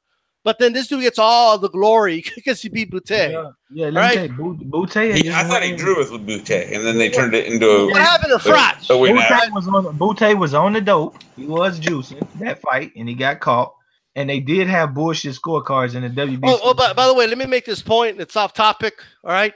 I don't know if you guys have looked it up on their the Ring magazine, okay, or Ring TV, whatever the fuck it's called. All right. Yeah. Apparently, Oscar De La Hoya overruled, right, his own head writer or whatever of stripping Saul Canelo Alvarez of the middleweight ring title. Not that I give a shit about that title, but on their own rules, right, on their own rules, it says if you test positive, you're stripped, right? Yeah. But that's what happens, right, when a promoter owns a damn, boxing magazine that used to mean shit. Are you telling the truth right now? You being serious? Right? See, I got a question for you, Dstyle. Am I like thinking too crazy here because Ring magazine is part of boxing history. I mean that goes back how fucking far?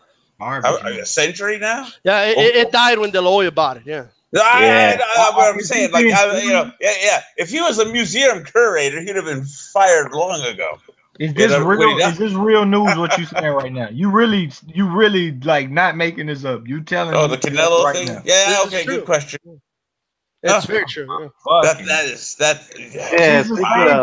These are the same people that took the title and told Linares. Lara. But what does that got to do with him putting Lomachenko under adversity and him overcoming? It's horrible. It's horrible, bro. They horrible. They need to get the fuck on. Like, oh my god. Yeah. De La Hoya needs to sell the Ring magazine to a neutral party ASAP. Yeah. Nah, we just need to forget about it. Honestly, like, just let it go. People should. That's what I was saying. Yeah. Like I said, if he was a museum curator, he'd be fired and never let near another museum again. Yeah. Idealistically, it should be put in someone else's hands. Yeah. Or we're going to have to mark the date where we cease taking it seriously, like Lowplace says. By the way, I also want to know why won't Canelo, do 325 24/7? That's what I want to know. Oh yeah. What's up with that? I just saw like the what do you call it? The tagline or headline. He refuses VOD or some shit. He's bigger than the belt. He's a circus. He don't give a shit about this. That's why. He don't give a damn. You're going to want to fight him anyways. Even if he only tests for a month, you're not going to turn down. Okay, so Canelo weight wasn't good enough. Now it's got to be Canelo weight. Yeah. Fuck it. Like, that's why you don't. That's why you say, you know what? Fuck you. Nobody's going to fight you. But nobody. Well, speaking of Canelo Alvarez, I know that he had refused to enroll for the Vada Clean boxing program, so the WBC had to strip his ranking because of that. So to me, right there, that hurts Canelo's reputation even more for doing that because, first of all, you are getting accused as a cheat already. I mean, you kind of salvage your reputation a bit by taking that hair test. Okay, fine, people don't believe you. But if you had enrolled, that would kind of clean things up, clean up the damage. But first of all, a quick point about this hair thing, right? Yeah. So when he tested positive, they said, oops, no, it was the meat, right? They didn't deny that it was in the system. They didn't deny, they didn't fight the test itself, if you remember correctly, right? So what's the point of the hair test, right? If you were claiming, oh, it wasn't my system, but it's because we ate contaminated meat, what's the point of doing the hair test then? Oh, well, the hair test came back negative. He was never doing anything, right? So that's what you see. That's where it's fishy. That's where it doesn't make sense, right? And I don't know, man. I haven't really looked into it, but I find the whole thing fishy, right? If I'm at a point with Canelo now that if I don't cut the damn hair off myself and test it, okay, I ain't gonna believe it. And I'll just throw in that I can't remember what the names were, but I think I know we'll laugh at this, Victor Conte, but there were a few others that said the same thing. They said that test is actually very iffy. Man, y'all get off Canelo, man. He's bigger than the sport. Just leave him alone. Let him do what he want to do. People, if people are chasing Canelo instead of Golovkin, and this is Golovkin included, if he's chasing Canelo instead of his legacy and all that, well, they just money whores. And if we don't want to big that up, fuck them. Fuck them. Like what? Well, to be fair to Lowplace, that's exactly what I've been saying. Golovkin and Tommy Boy need to do is say fuck Canoli and fuck away from that whole fishnet trap and find something else to move on to before. I mean, fuck, to me, it's already too late. But hell, at least try. What are you gonna do? He lost to a welterweight. So what? Who the fuck is he? Let me respond to a commenter. DGO2082 says that Linares' style is far more dangerous than Lomachenko than Garcia will be. Disagree with you right there, bruh. Mikey Garcia is a far better skilled and technical. Garcia's gonna beat Lomachenko. Yeah, he's gonna batter. Dan, I'll throw in this. Even if we just wanted to say Mikey's as skilled as Linares, he's got way better stamina, doesn't cut, younger. Yeah. You know better punch resistance. He cut the last exactly. Exactly. All that kind of stuff in his his nose is weak. That's it. Yeah, but almost not Salido. He's not gonna hit DGO, I know you're a big Lomachenko fan, but Mikey Garcia is gonna batter Lomachenko. I'm sorry. He is too good. Happen, man. It's gonna happen.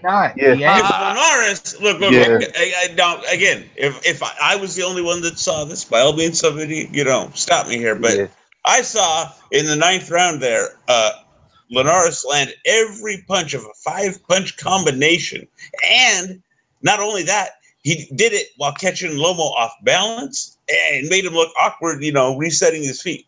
I've never seen that. Well, Mr. Doc, DOG says Garcia was knocked down by Martinez. Okay, Garcia was. Remember? Garcia beat Toledo, the same guy that beat Lomachenko. So what are you talking about? What are you talking about, man? That's that rock paper scissors rabbit hole. Style for style, you see more Mikey Garcia than you see Lomachenko. Mikey Garcia is not going to see much Lomachenko. That likes he's kind of seen it with Lippin, yes, pressure wise, but not angle wise.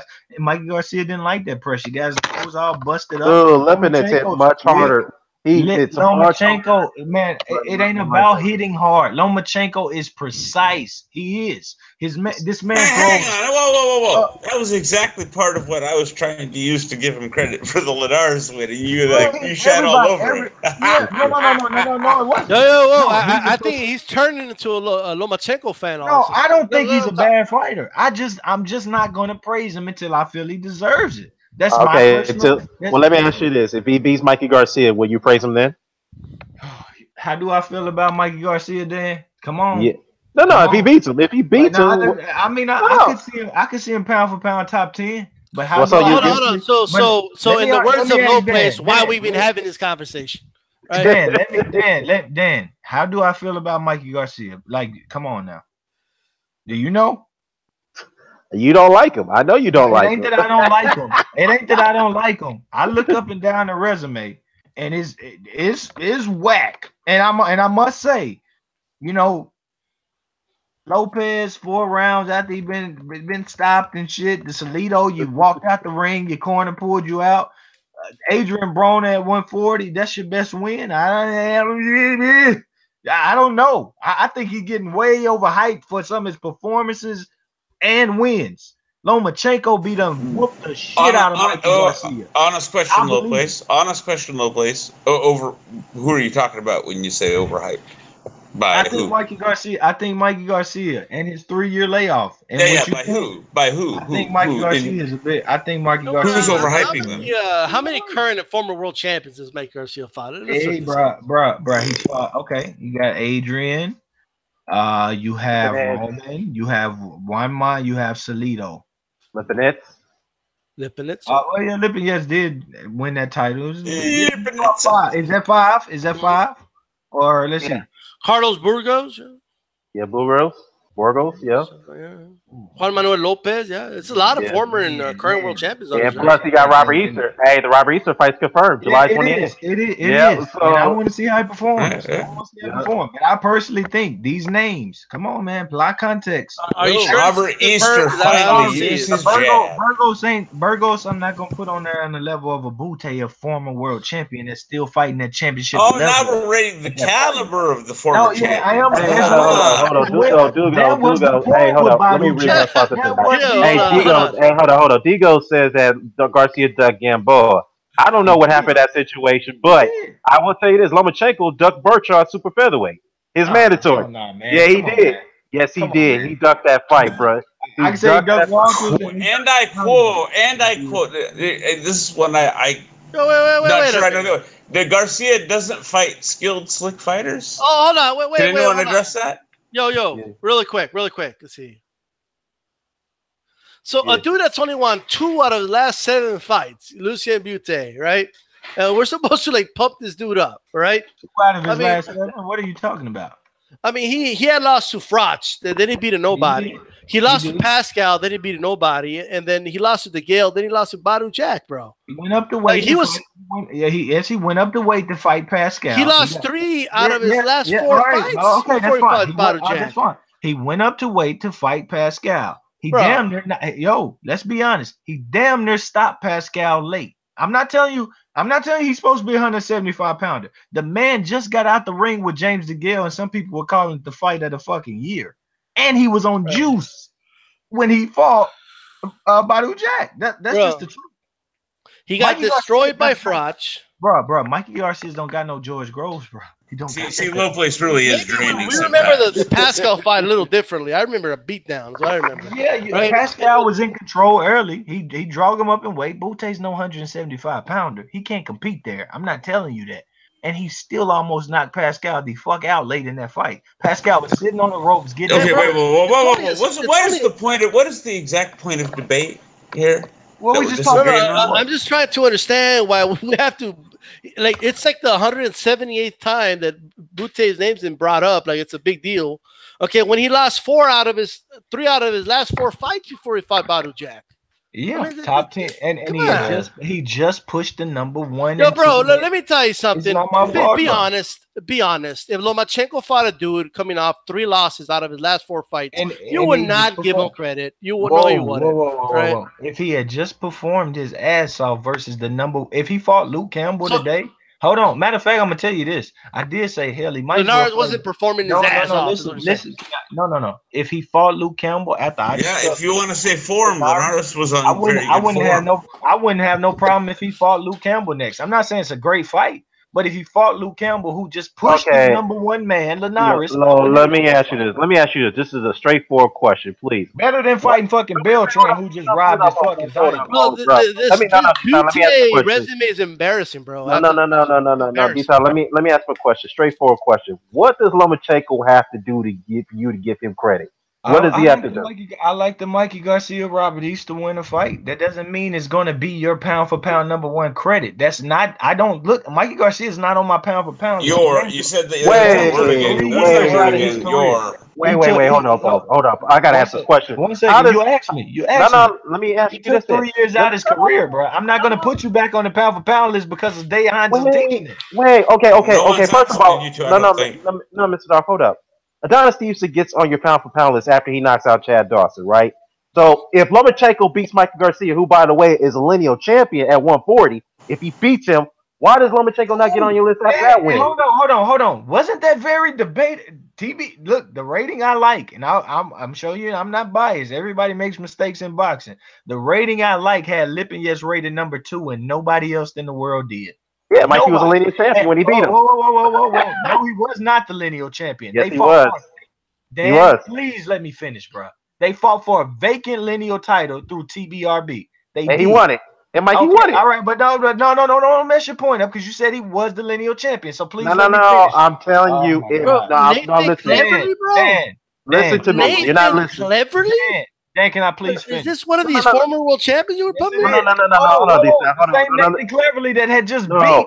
The dude was like 3, 4, like out of 5, bro. It is like, come on. Did you watch boxing Dstyle? Did you not see Jurgen Bremer get stopped by Cleverly? Man, I saw what Kovalev did too. He raped him in the middle of England.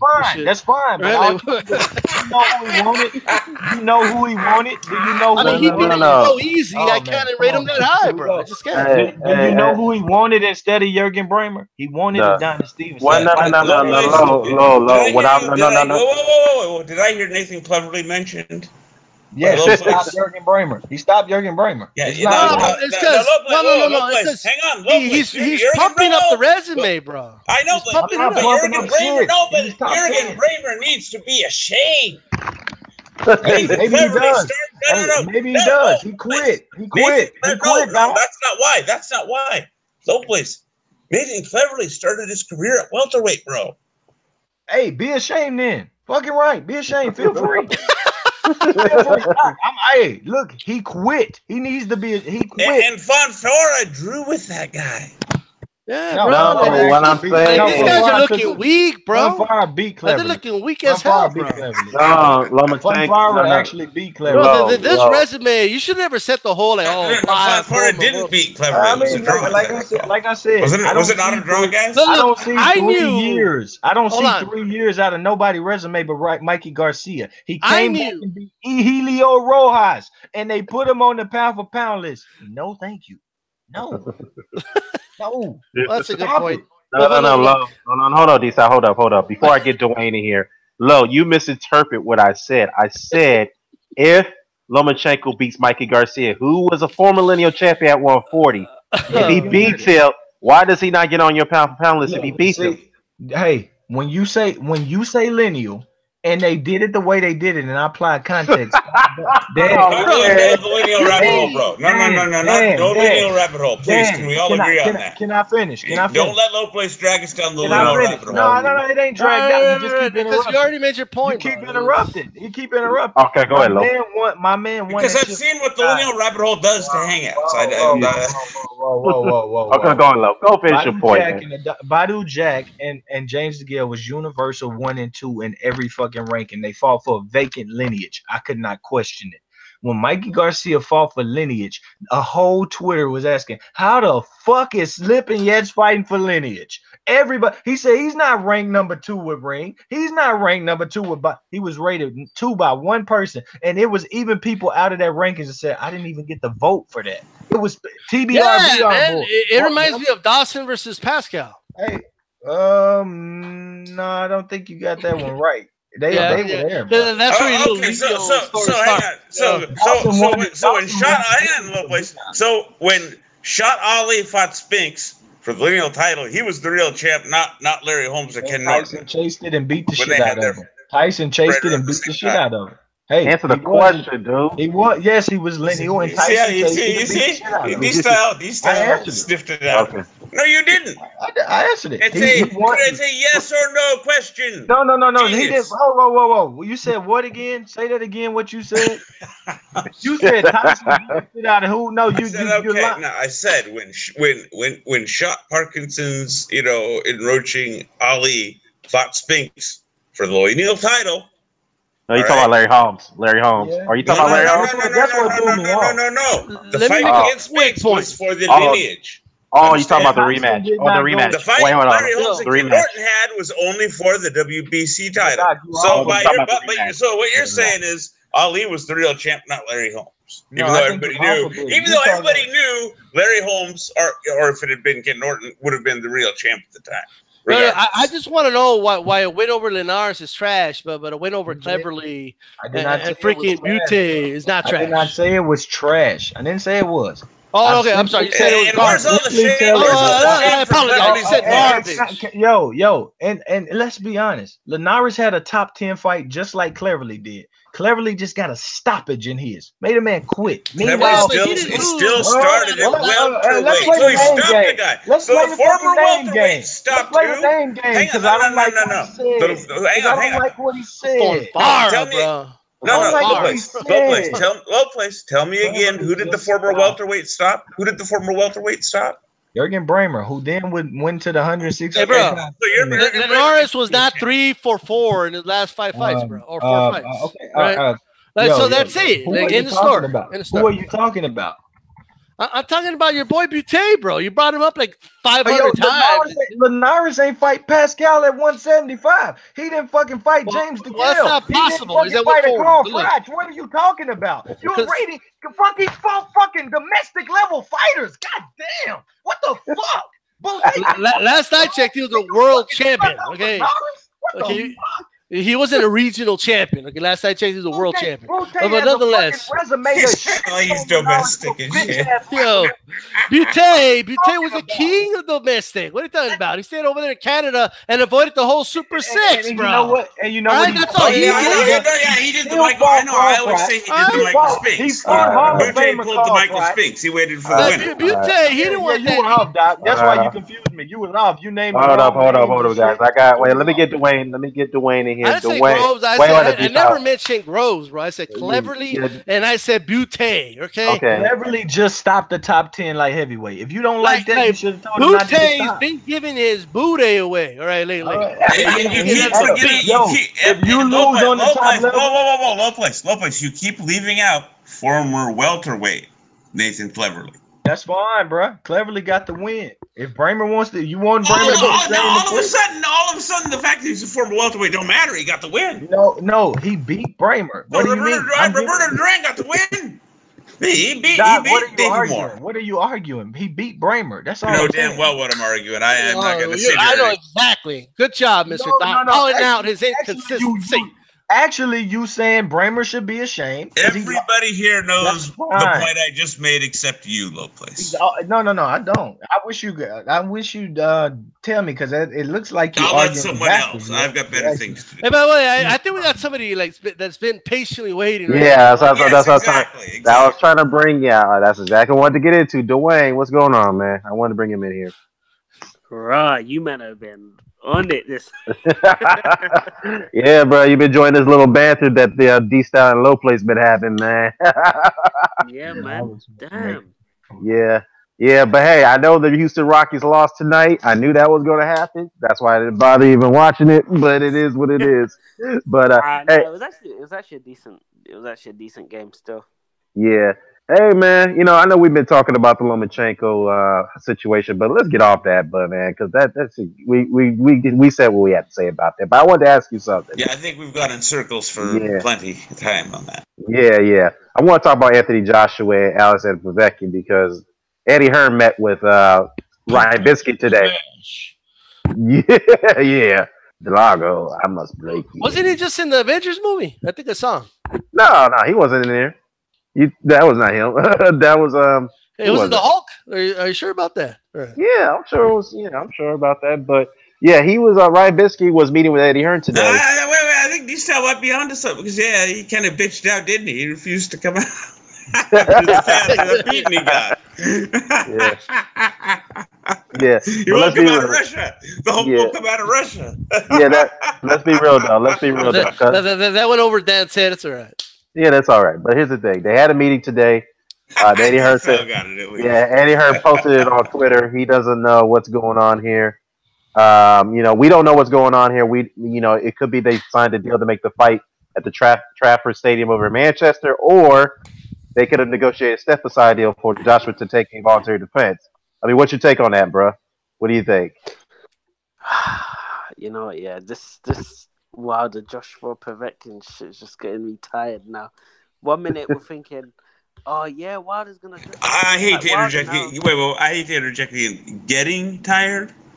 Tiring. Just starting to become tired. He is tiring. You know what? Because 1 minute we'll hear, oh yeah, Joshua come out and say, yeah, I'm looking for Wilder next. I'm not focused on Povetkin, blah blah blah. But I'm sure if Povetkin don't accept that step aside money, like the fight is gonna have to happen versus Joshua, right? Yeah, it's gonna have to happen. Yeah, it's gonna have to happen. Like so, what's gonna happen is. Board of LDVC and all them guys gonna come out and say, "Oh, Joshua's ducking." It's all gonna hear, and then they're gonna fight Povetkin, whether it'll be in Manchester or you know what? Right, and I made a video response about that. Look, here's the thing: the WBA mandatory defense has not been fulfilled for the last 3 years. They've already granted 2 exemptions for Joshua to not fight the mandatory. 2 exemptions already. So it's due already. So he has to fulfill that mandatory. Or if Povetkin don't take that step-aside deal, then he's going to have to defend it or he's going to have to vacate the belt. And he's already been advised to vacate the belt by somebody at Sky Sports. So I really don't want him to do that.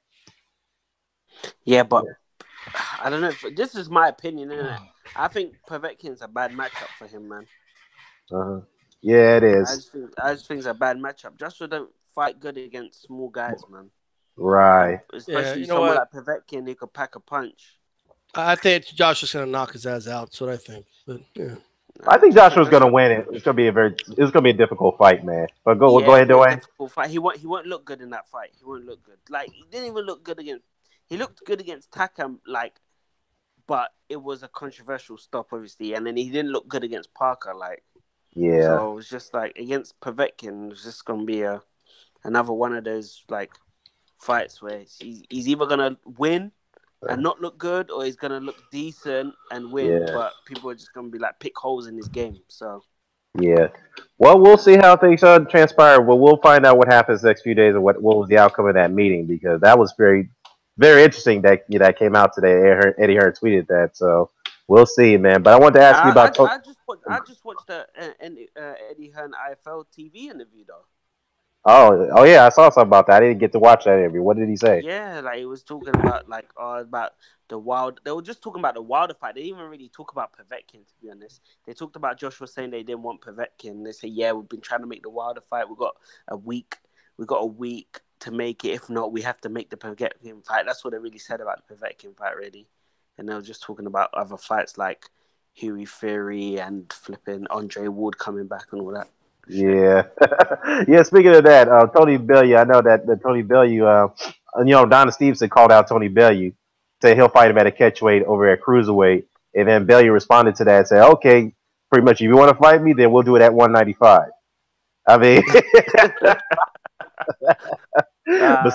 yeah, Stevenson hasn't responded to that yet because he's got a fight coming up with Badou Jack. But the thing is, though, how do you see that fight happening at 195? Who you see taking that fight? Man, Bellew's gonna get slept, man. Oh, you think Stevenson's gonna beat him at 190? Listen, even what's his name? The first time Tony Bellew fought David Haye, they did an interview called "The Gloves Are Off," where they sit at the table and they talk. Yeah, he said when he fought Stevenson the first time, he was like, he beat me. He was just a world class fighter. just admitting that he lost to the better guy, innit? Like, so I don't understand. I don't really think it's gonna be that much of a difference. Tony Bellew, you don't fight like a guy who uses his weight anyway.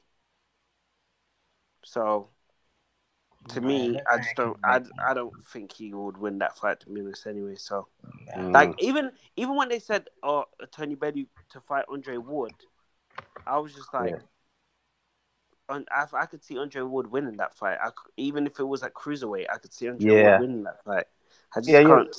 Bellew don't fight like when you watch Bellew fight, you don't see him rough and use his weight on guys. Even when he fought, was it Makabu? Makabu. Yeah. When he fought Makabu, like, look how big he was compared to the guy. Right. But he leaned on him in that fight. He did lean on him a bit. He punked him in the ropes a little bit in that fight. I got a question for you, though, Dwayne. Yeah, go on. All right, he said go to the UK. Adonis Stevenson got in trouble, about 20 years ago? I don't know. I think his charges are... Yeah. He can't get a visa, isn't it?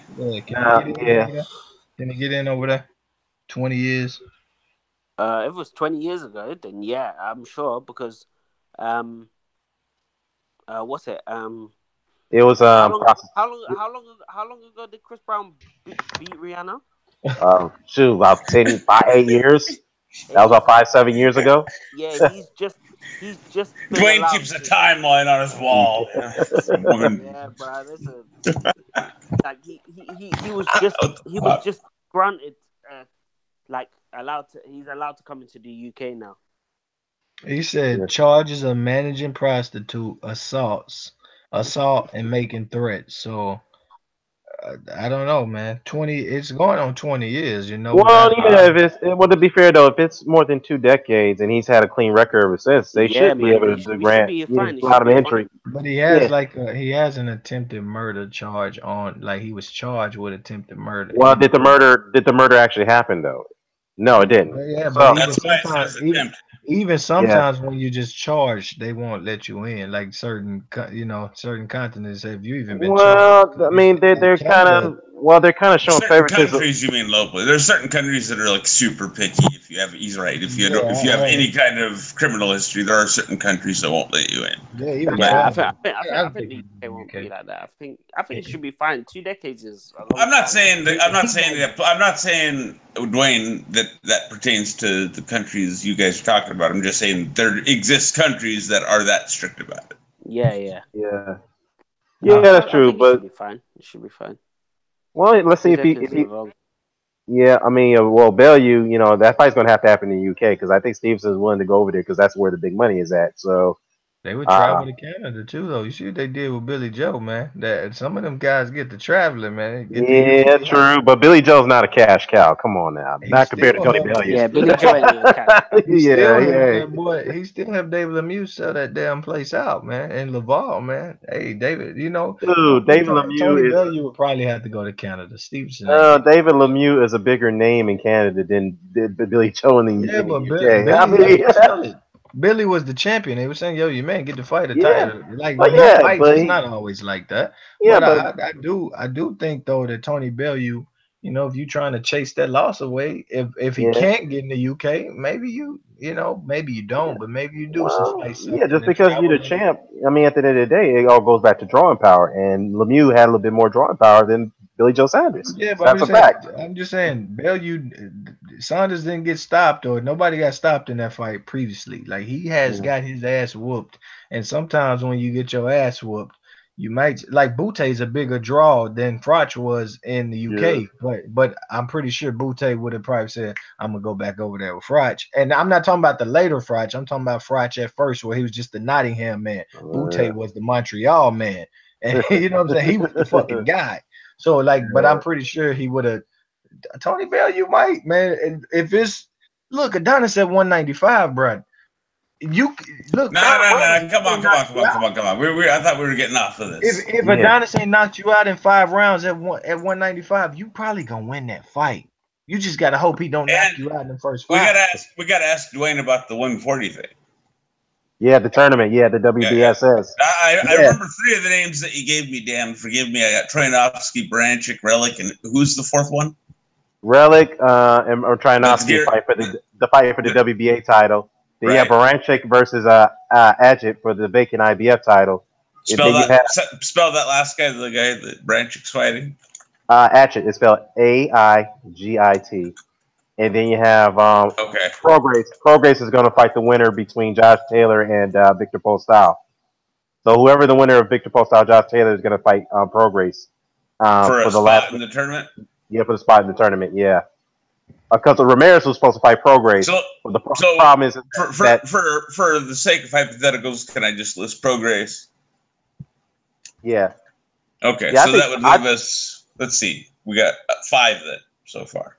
Yeah, we got 5, and then we have the winner. Then you need 2 more entries after that because it's Lineal tournament. Hey champion. man, Look at the lineal champion, so-called lineal champion.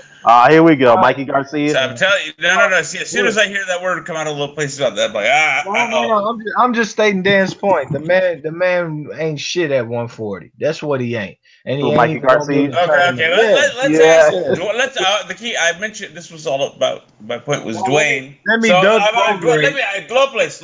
I'm addressing Dwayne. I'm addressing Dwayne. So Dwayne, we got 3 open spots in this 140 tournament. Who would you fill them with? And then after that, let me know what you think of it, the tournament in general, as it's shaping up. You know what? Ducking that Prograis work. Well, Prograis is the number 1 welterweight right now. So I mean, if you want to, I mean, before Dwayne gets Dwayne in, passed out on us. yeah, he might have passed I'm out. joking. Yeah. Now, if you ask me, I think you could put Lipinets in there, even though he suffered a loss.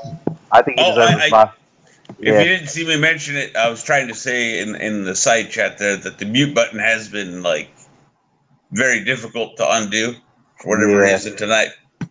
Yeah, it is. I don't know, man. It's been kind of crazy. I put Pacquiao on there. It's possible. Well, no, what I'm saying is it's possible Dwayne's stuck on mute, not intentionally on mute. Well, if he is, I mean, he'll let me know in the chat. Let me ask him. Are There you we stuck go. on? Good idea. They need to put Pac-Man in there. Pac-Man need to go Okay, in so there. Lowplace. All right, fine. We will turn to Lowplace. Okay. Who would you tell me who you fill the next 3 spots at 140, and then tell me what you think of the tournament as a whole. I don't know about the next 3. All I know is the tournament is lacking. No, just hypothetical. I know you hate the word, but theoretical. I don't know. I really don't know people in the weight get class. I don't know people in the weight You can't class. think of 3 guys. Okay, I'll just throw. But I'll say Okay. Let's throw. Okay, Pacquiao. Pacquiao, Mikey Garcia should be in there. He should. Okay. We'll throw in. Yeah, that's all I care about. That I would be fulfilled with the tournament right there. What about Rancis if he has Salas in his camp? Rancis, that's what he get. The hell with Rancis. Nah. Okay. Or how about your boy Shafikov? Nah, he at 130. He moved down to 130? Yeah, he was at 35 and went to 30, drained himself and got beat up. Holy I was gonna say, what the am I the only one thinking what the bleep to that? But we'll see. We'll see, man. But here's the thing: the WBSS is a perfect concept because this is not a one-off tournament. It's a yearly annual tournament. So they'll be holding this every year with the Sauerlands and the Schaefers. They'll be holding this tournament every single year. So every single year they're going to use each weight classes in rotation. So after how about? I'm sorry, as they occur to me, I'll just spit them out. Jose Benavidez Jr. We're trying to fill this last spot. Well, Jose Ramirez need to be in there, but he's ass duck. That's not an option. Not an option. Not an option. He won't get in. Let him know he bullshitting. He should be in there. He a damn good option. And he gonna get his work, but Nonetheless, Bob Aaron's not gonna let him in that tournament, just like he didn't let Gilberto Ramirez in the tournament. That's what just like Tommy Boy came out and said there will be no Lara fight. Yeah, this is what they're gonna face when they get in the U.S. TV markets, though. They are dealing with power players that got. No, right now, just help us think of a last guy at 140 to throw in your. Maybe the chat section. Maybe the chat section. Well, that's what makes it interesting. Yeah, but you know what though? It'd be good if we could get it at middleweight and heavyweight. That tournament, that WBSS. terrible, but at the end of the day, he did just lose. The guy that beat Lipinets but didn't get the decision, in my opinion, Kondo. Yeah. Oh, there we go. What about Lipinets? Josh Yeah, I just said Taylor. it. I just said Josh Lipinets. Taylor's Oh, in there, that's who right? you're talking about. I mean, okay, Yeah. gotcha. Ain't Josh Taylor in there? No, he has to fight in the qualifier, so he has to fight him and Pasta's got to fight for the number one. Yeah, For but fight they for saying spot. they might. Well, And then they got to fight they- Prograis. Yeah, The they winner of those two got to fight Prograis, and the winner of that is in. Yeah. I just kind of, for the sake of argument, I put Prograis. Just for the Well, sake of making it maybe easy. maybe a mom.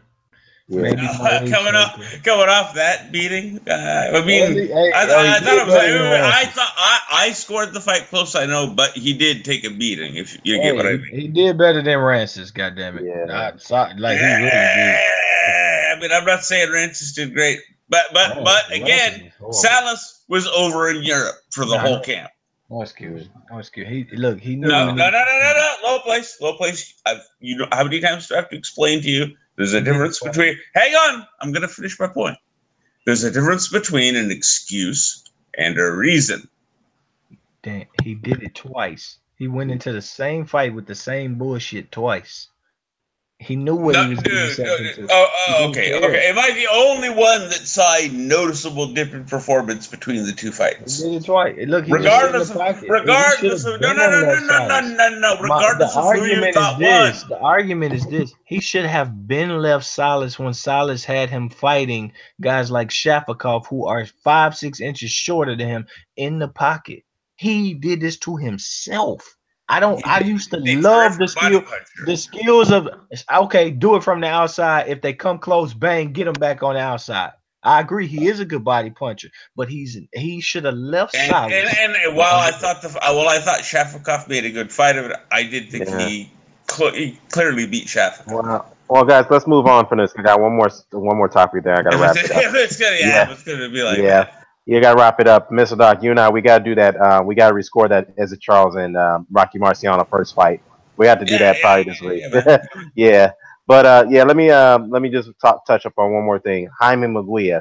I mean, what do you guys see him going for? Actually, we got that set of three. I got Vimeo first, and then we'll get to the Ezra Charles. But regardless, we got to get to those. Okay, that's cool. That's cool. We'll talk about it. We'll get through the list. But Jaime Munguia, guys, I mean, what do you guys see him going from here now that he's the champion at 150? ATG. It's like right now, it's kind of like if you'd ask the same question after Canelo knocked out what's his name that came up from what was it 140, 147? Lopez. Osito Lopez. No. Oh, him or fucking Matthew Macklin. Matthew Macklin. Matthew Hatton. The Bobby Hatton. Bobby Hatton. Yeah.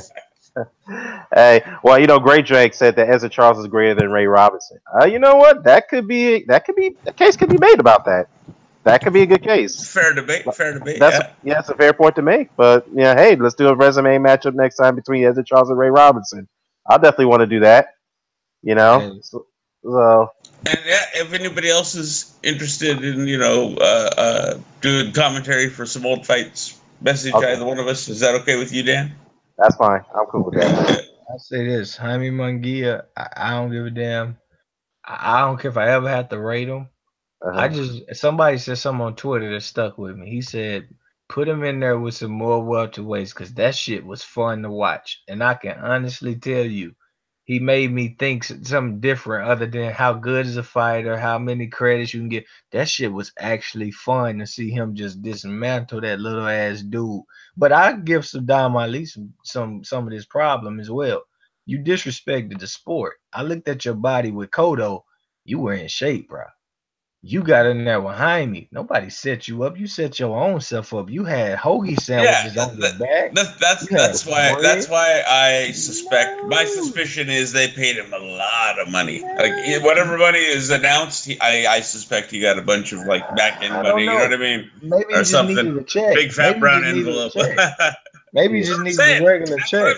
He got cashed out, as in they said, "What's your price, Saddam?" Okay, here's the money. I don't even think he needed more than what he got. I don't think he needed more than what he got. I think he was like, "Yo, man, I just need my regular check." How much did they? How much did they pay? Do you know how much they paid him? Anybody? I don't know, but probably not a lot for just an HBO. Well, it was the main event, but at the end of the day, I doubt a lot the way they. Either way, his career's over now. In my opinion, that was fun. I'm glad he did. Look, you come into that ring and you disrespect the sport. It's guys that have layoffs and they politics against them and all that. They at least come in shape and get themselves some kind of chance. Walters came in shape. He just quit. Said, fuck it, I ain't ready. I'm quit. I laugh. Although it's not meant to be denigrating, I should say. But I do laugh when I talk about, and especially when I watch Mickey Walker versus Max Schmeling. But to Lowplace's point, Mickey Walker definitely trained and came in shape for that fight. Motherfucker had bread on his back. I'm not feeling sorry for him. Regardless of how hilarious it is that he tried to hook with Max Schmeling and tried to knock Max Schmeling out, being a middleweight that came up from over. You disrespect that ring, it's gonna disrespect you back. That's the way I was taught. You did it. How many rounds did you go, Dan? 12 before the corner stopped it or the ref stopped it, I think. Which one? The Schmeling versus Mickey Walker. I think the corner stopped that fight because that was... Yeah. It was like, 12, 13 rounds, wasn't it? Yeah, but Mickey was... I mean, he fought courageously, but he took a beating in Schmeling, man. Well, the point is it went 12, 13 rounds. Surprisingly he did. The way that went. And you can find the fight on the full fight's on YouTube, and you can see there's actually spots where Mickey Walker's able to push Schmeling back in the pocket. Like, I mean, just, body him off physically. Yeah. True. Yeah, I mean, back then with the Queen Dutchberry rules, I mean, obviously grappling wrestling was permitted more so than it is now. But the fact, when it comes to, jostling for position, but the fact is that, we always talk about the great small guys are going up to try to be great to fight the bigger men. I mean, obviously that Mickey Walker and Max Schmeling fight was a bit of a mismatch, It was. And, no disrespect to Mickey Walker, but as great as he was, in my opinion, I mean, he shouldn't have not been in the ring with Max Schmeling. That's just my opinion. Sure, but a lot of people didn't think James Toney should have been in the ring with Evander Holyfield. And to be honest with you, that is true. To be honest, if you think about it, you could argue that today it would have gone the distance because he made it 12 rounds. Well, that's true. But what I'm saying is, on paper, Mickey Walker and Max Schmeling was a great matchup. But look, going into the eye test of back then it was just viewed. Yeah, it was just viewed as great matchup because this was very normal in boxing. Right, for guys from such different weights to fight each other. It wasn't like it's gonna die in the ring. I mean, I thought they could have stopped it sooner, but I wasn't like, Well, here's the thing. You know what I mean? It's boxing. It's boxing. Yeah, it is boxing. But let's be real. I've seen it before. Maybe I've seen it too much, but I've seen it before. But good point. But here's it is though. Every matchup, if it's if they're fighting the same weight class or not, there's always mismatches. It doesn't matter if you're fighting a bigger man or if you're fighting a smaller man. Even the smaller man can outclass and humiliate a bigger man. And say, hey, you know what? That bigger man had no business being in the ring with that small guy. Look at Barbados Joe Wilcox, the way he brutalized bigger men in his time, Ain't gonna happen much these days. Not these days. Yeah, but I'm just saying though. I mean, on paper, Mickey Walker and Max Schmeling was a great fight on paper, but looking at it from the eye test, that was a mismatch. And Walker just shouldn't have not been in the ring with Schmeling. This was my take. Who's the other? I'm pretty sure he was Cuban Cat that came along a little later that there's actually footage of that fought a lot of bigger guys. And it's funny because he did the same thing, not as much though that Rigo often does, where he puts his lead hand behind their head, holding and hitting. Who? You talking about Harry Grant? No. This is a guy that came where there's film footage of him. Okay. What era did he fight in? Did he fight in the 20s too? He fought down with the lower weights. I don't think he fought quite as low as Barbados Joe. Okay. But it was still low enough to where it was like, what are you doing for some of these big guys? Leo Huck? They call him the White Murderers Row guy? Leo Huck at the time? No, not him. Yeah. Not him. No, it was. I think it was a Cuban. Let me see. He fought in the time of Barbados Wilcox. He fought in his era, right? Say what again? He fought in Barbados or Wilcox era, or he did? No. I'm saying it was another Cuba. Was it Barbados or whatever? Anyways, there's another. It made me think of there's another smaller fighter like Barbados Joe. Well, I mean, the Cuban that fought bigger men. Well, I could and there's say, footage of him. I think you're talking about Kid Chocolate. Are you talking about him? Yeah, there we go. Yeah, he did that same thing. He did not quite as often, but he do it sometimes. Where he did the little holding and hitting from the southpaw stance. Right. Yeah, he was, but he was great at his time for being a small guy. This guy was a super featherweight, for God's sake. He was a featherweight, and he was fighting a lot of big men. He was fighting heavyweight. He was another one that was like that would make you go, especially if you know, from today's mindset, right? Yeah. If you've never seen it before, if you watch it, you're like, what the hell is this? Because he'd jump in and let his hands go, like I'm gonna knock you out type punches. I mean, Kid Chocolate was very wild, but he did have quick hands, as a Cuban man. And he was throwing like, you know what I mean, with like I'm trying to knock you out type, force on every punch almost. Sometimes. Right. And by the way, look, we're not talking about Peter Quillen. We're talking about the original Kid Chocolate, the all-time great Kid Chocolate. The actual Kid Chocolate, yes. Yeah, not Peter Quillen. I'm just saying. But yeah, Kid Chocolate was definitely, definitely a great guy. He had his battles. Sadly, Rigo turned out to not be Kid Chocolate. Yeah, he has battles with Frankie Kid. No shame in that, Yeah, no shame in that. No shame in that. But. He has battles with Frankie Kid and others. And did he fight Benny Bass by any chance? No, he never fought Benny Bass. Yeah, he never fought Benny Bass. Okay, he never fought him. Okay. But I was just saying. But, anyhow, yeah, man. Like I was saying, go back to my point. Mismatches do happen if you see what transpire in the ring, on paper, they look great. Fights, but like I said, going back to that Mickey Walker and Max Millie thing, I mean, it is what it is. Mickey is always going to be one of the greatest fighters that we've ever seen. No question about it. He was. And hey, I've said this before, and I stand by it. I know it's irrational, but I can't help but every now and then I catch myself thinking, Mickey Walker's loss to Max Milling looks better than some other fighters, especially modern fighters, wins. That is true. That is very true. I agree with you on that. But you know what? Somebody's comparing Lomachenko to Muhammad Ali. Okay. I've seen this already. Look, I'm gonna be nice.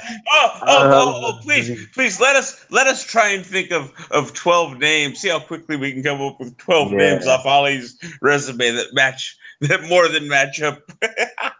Oh man, I'm gonna be nice about this. Until Lomachenko gets a Sonny Liston type of win, then maybe we can talk about that. Okay. Okay, if he can get that. The closest thing to Sonny Liston got, or was it a draw? Was it a draw, or did he get the win? He got the win. Yeah. Okay. There you go.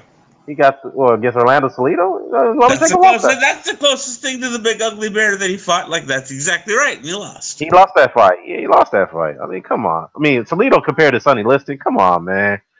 Who's he got? All right, chat section. Who's he got that you guys would put on the level of Ken Norton Sr.? Good question. Yeah, chat question. What type of win does Lomachenko have that's on the level of Ken Norton Sr.? Answer that question. Anybody in the chat? Even if you have to be like super generous or admit that you're reaching, try. No, like I said, I'm being nice to Lomachenko. It's just he still got progression. He's still progressing his career. Let's just wait, man. Let's just wait until he's at the end of his career. Then maybe you can do a resume matchup. But at this pace, no, man, no. Come on. Like I said, he proved a lot to me in that fight. He did. A lot of people feel like I'm, you're really hard on modern fighters, but no. It's not that. I don't want to see. It's not that I want to see fighters fail. I want to see them put in a position where failure is a strong possibility, and I want to see how they come through that. Yeah. Because that, to me, is what separates the very good from the great. Absolutely. The greats dig down, find a way. And, when I like literally on Beats' Hangout, a couple of us all, literally said the words, "He can't win," and I was like, now we're gonna find out what he's made of. And exactly. Proved it to me, and I don't give a fuck what the hell Linares did before that, because it goes back to sort of like the Vlad versus AJ thing. Yeah. His form on the night put Lomachenko in that position. That's the end, you know what I mean? And Lomachenko dealt with that position in the way that, you know, I want to see supposedly great fighters. Yeah, but here's the thing. We got to see Lomachenko deal with. Let's just say he got to be put in a situation where people felt that he can't win a fight, like George Foreman, Sonny Liston. That's what we were waiting for, exactly, and that's what we finally kind of got some of that. Where like I felt like, you know, right? It was right. It was the round. It was the round at 2 times. There was the round after the knockdown where he did really well, and I thought, okay, he's got control of this, and then the 9th round where he landed that 5-piece at the end. Yeah, we all of us were like, okay, now we're going to find out what Lomachenko is about, and then he came out and landed that kidney shot, folded him up. You know. Well, let me just say this though. Lomachenko was a 7-1 favorite to win that fight against Linares. Let's not dismiss that. But yeah, at the same time, sure. That's a separate and very fair discussion. You know what I mean? How much does the fact that it was Linares that put him in that position, all right? That crisis of opportunity, as I call it, because the crisis gives you the opportunity to prove something, right? Well, you know what? Hey, Hop has an interesting statement here. But the fact is, I'm not taking away credit from Lomachenko. That was still a great win against Linares. I'm not that he deserves that credit. But Hop had an interesting statement here to us, addressing to us. He said at panel, maybe sometimes we could discuss whether or not, or is it possible that Ali, as great as he was, is nonetheless a bit overrated by some. I'm not hating. I just think that people have defied him. He means deified. I'm sorry, deified. Yeah, Greg's like, holy shit, because he knows the guy's trolling. No, I think I know. Yeah. Well, I'm sure there are people that overrate him. I'm sure there are. I mean, yeah, but Ali, I wouldn't say he's overrated. I mean, the man cleaned out his heavyweight division twice. The first when he beat Liston the Monster. Yep. And Burt Sugar argued 3 times. What was the 3rd time? Let me think here. It would have been, let's see, because he considered it obviously the first time, right? When he got Liston. And then, he considered up to Foreman 1 time, and he considered after Foreman 1 time. What was after Foreman? That was the Lyle and the Schaefer fight. Is that what he's talking about?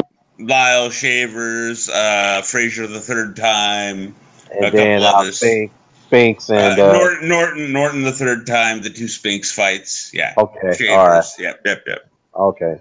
And he took a beating from those fights. He took punishment. But he basically fought everyone that was left, if you know what I mean. Yeah.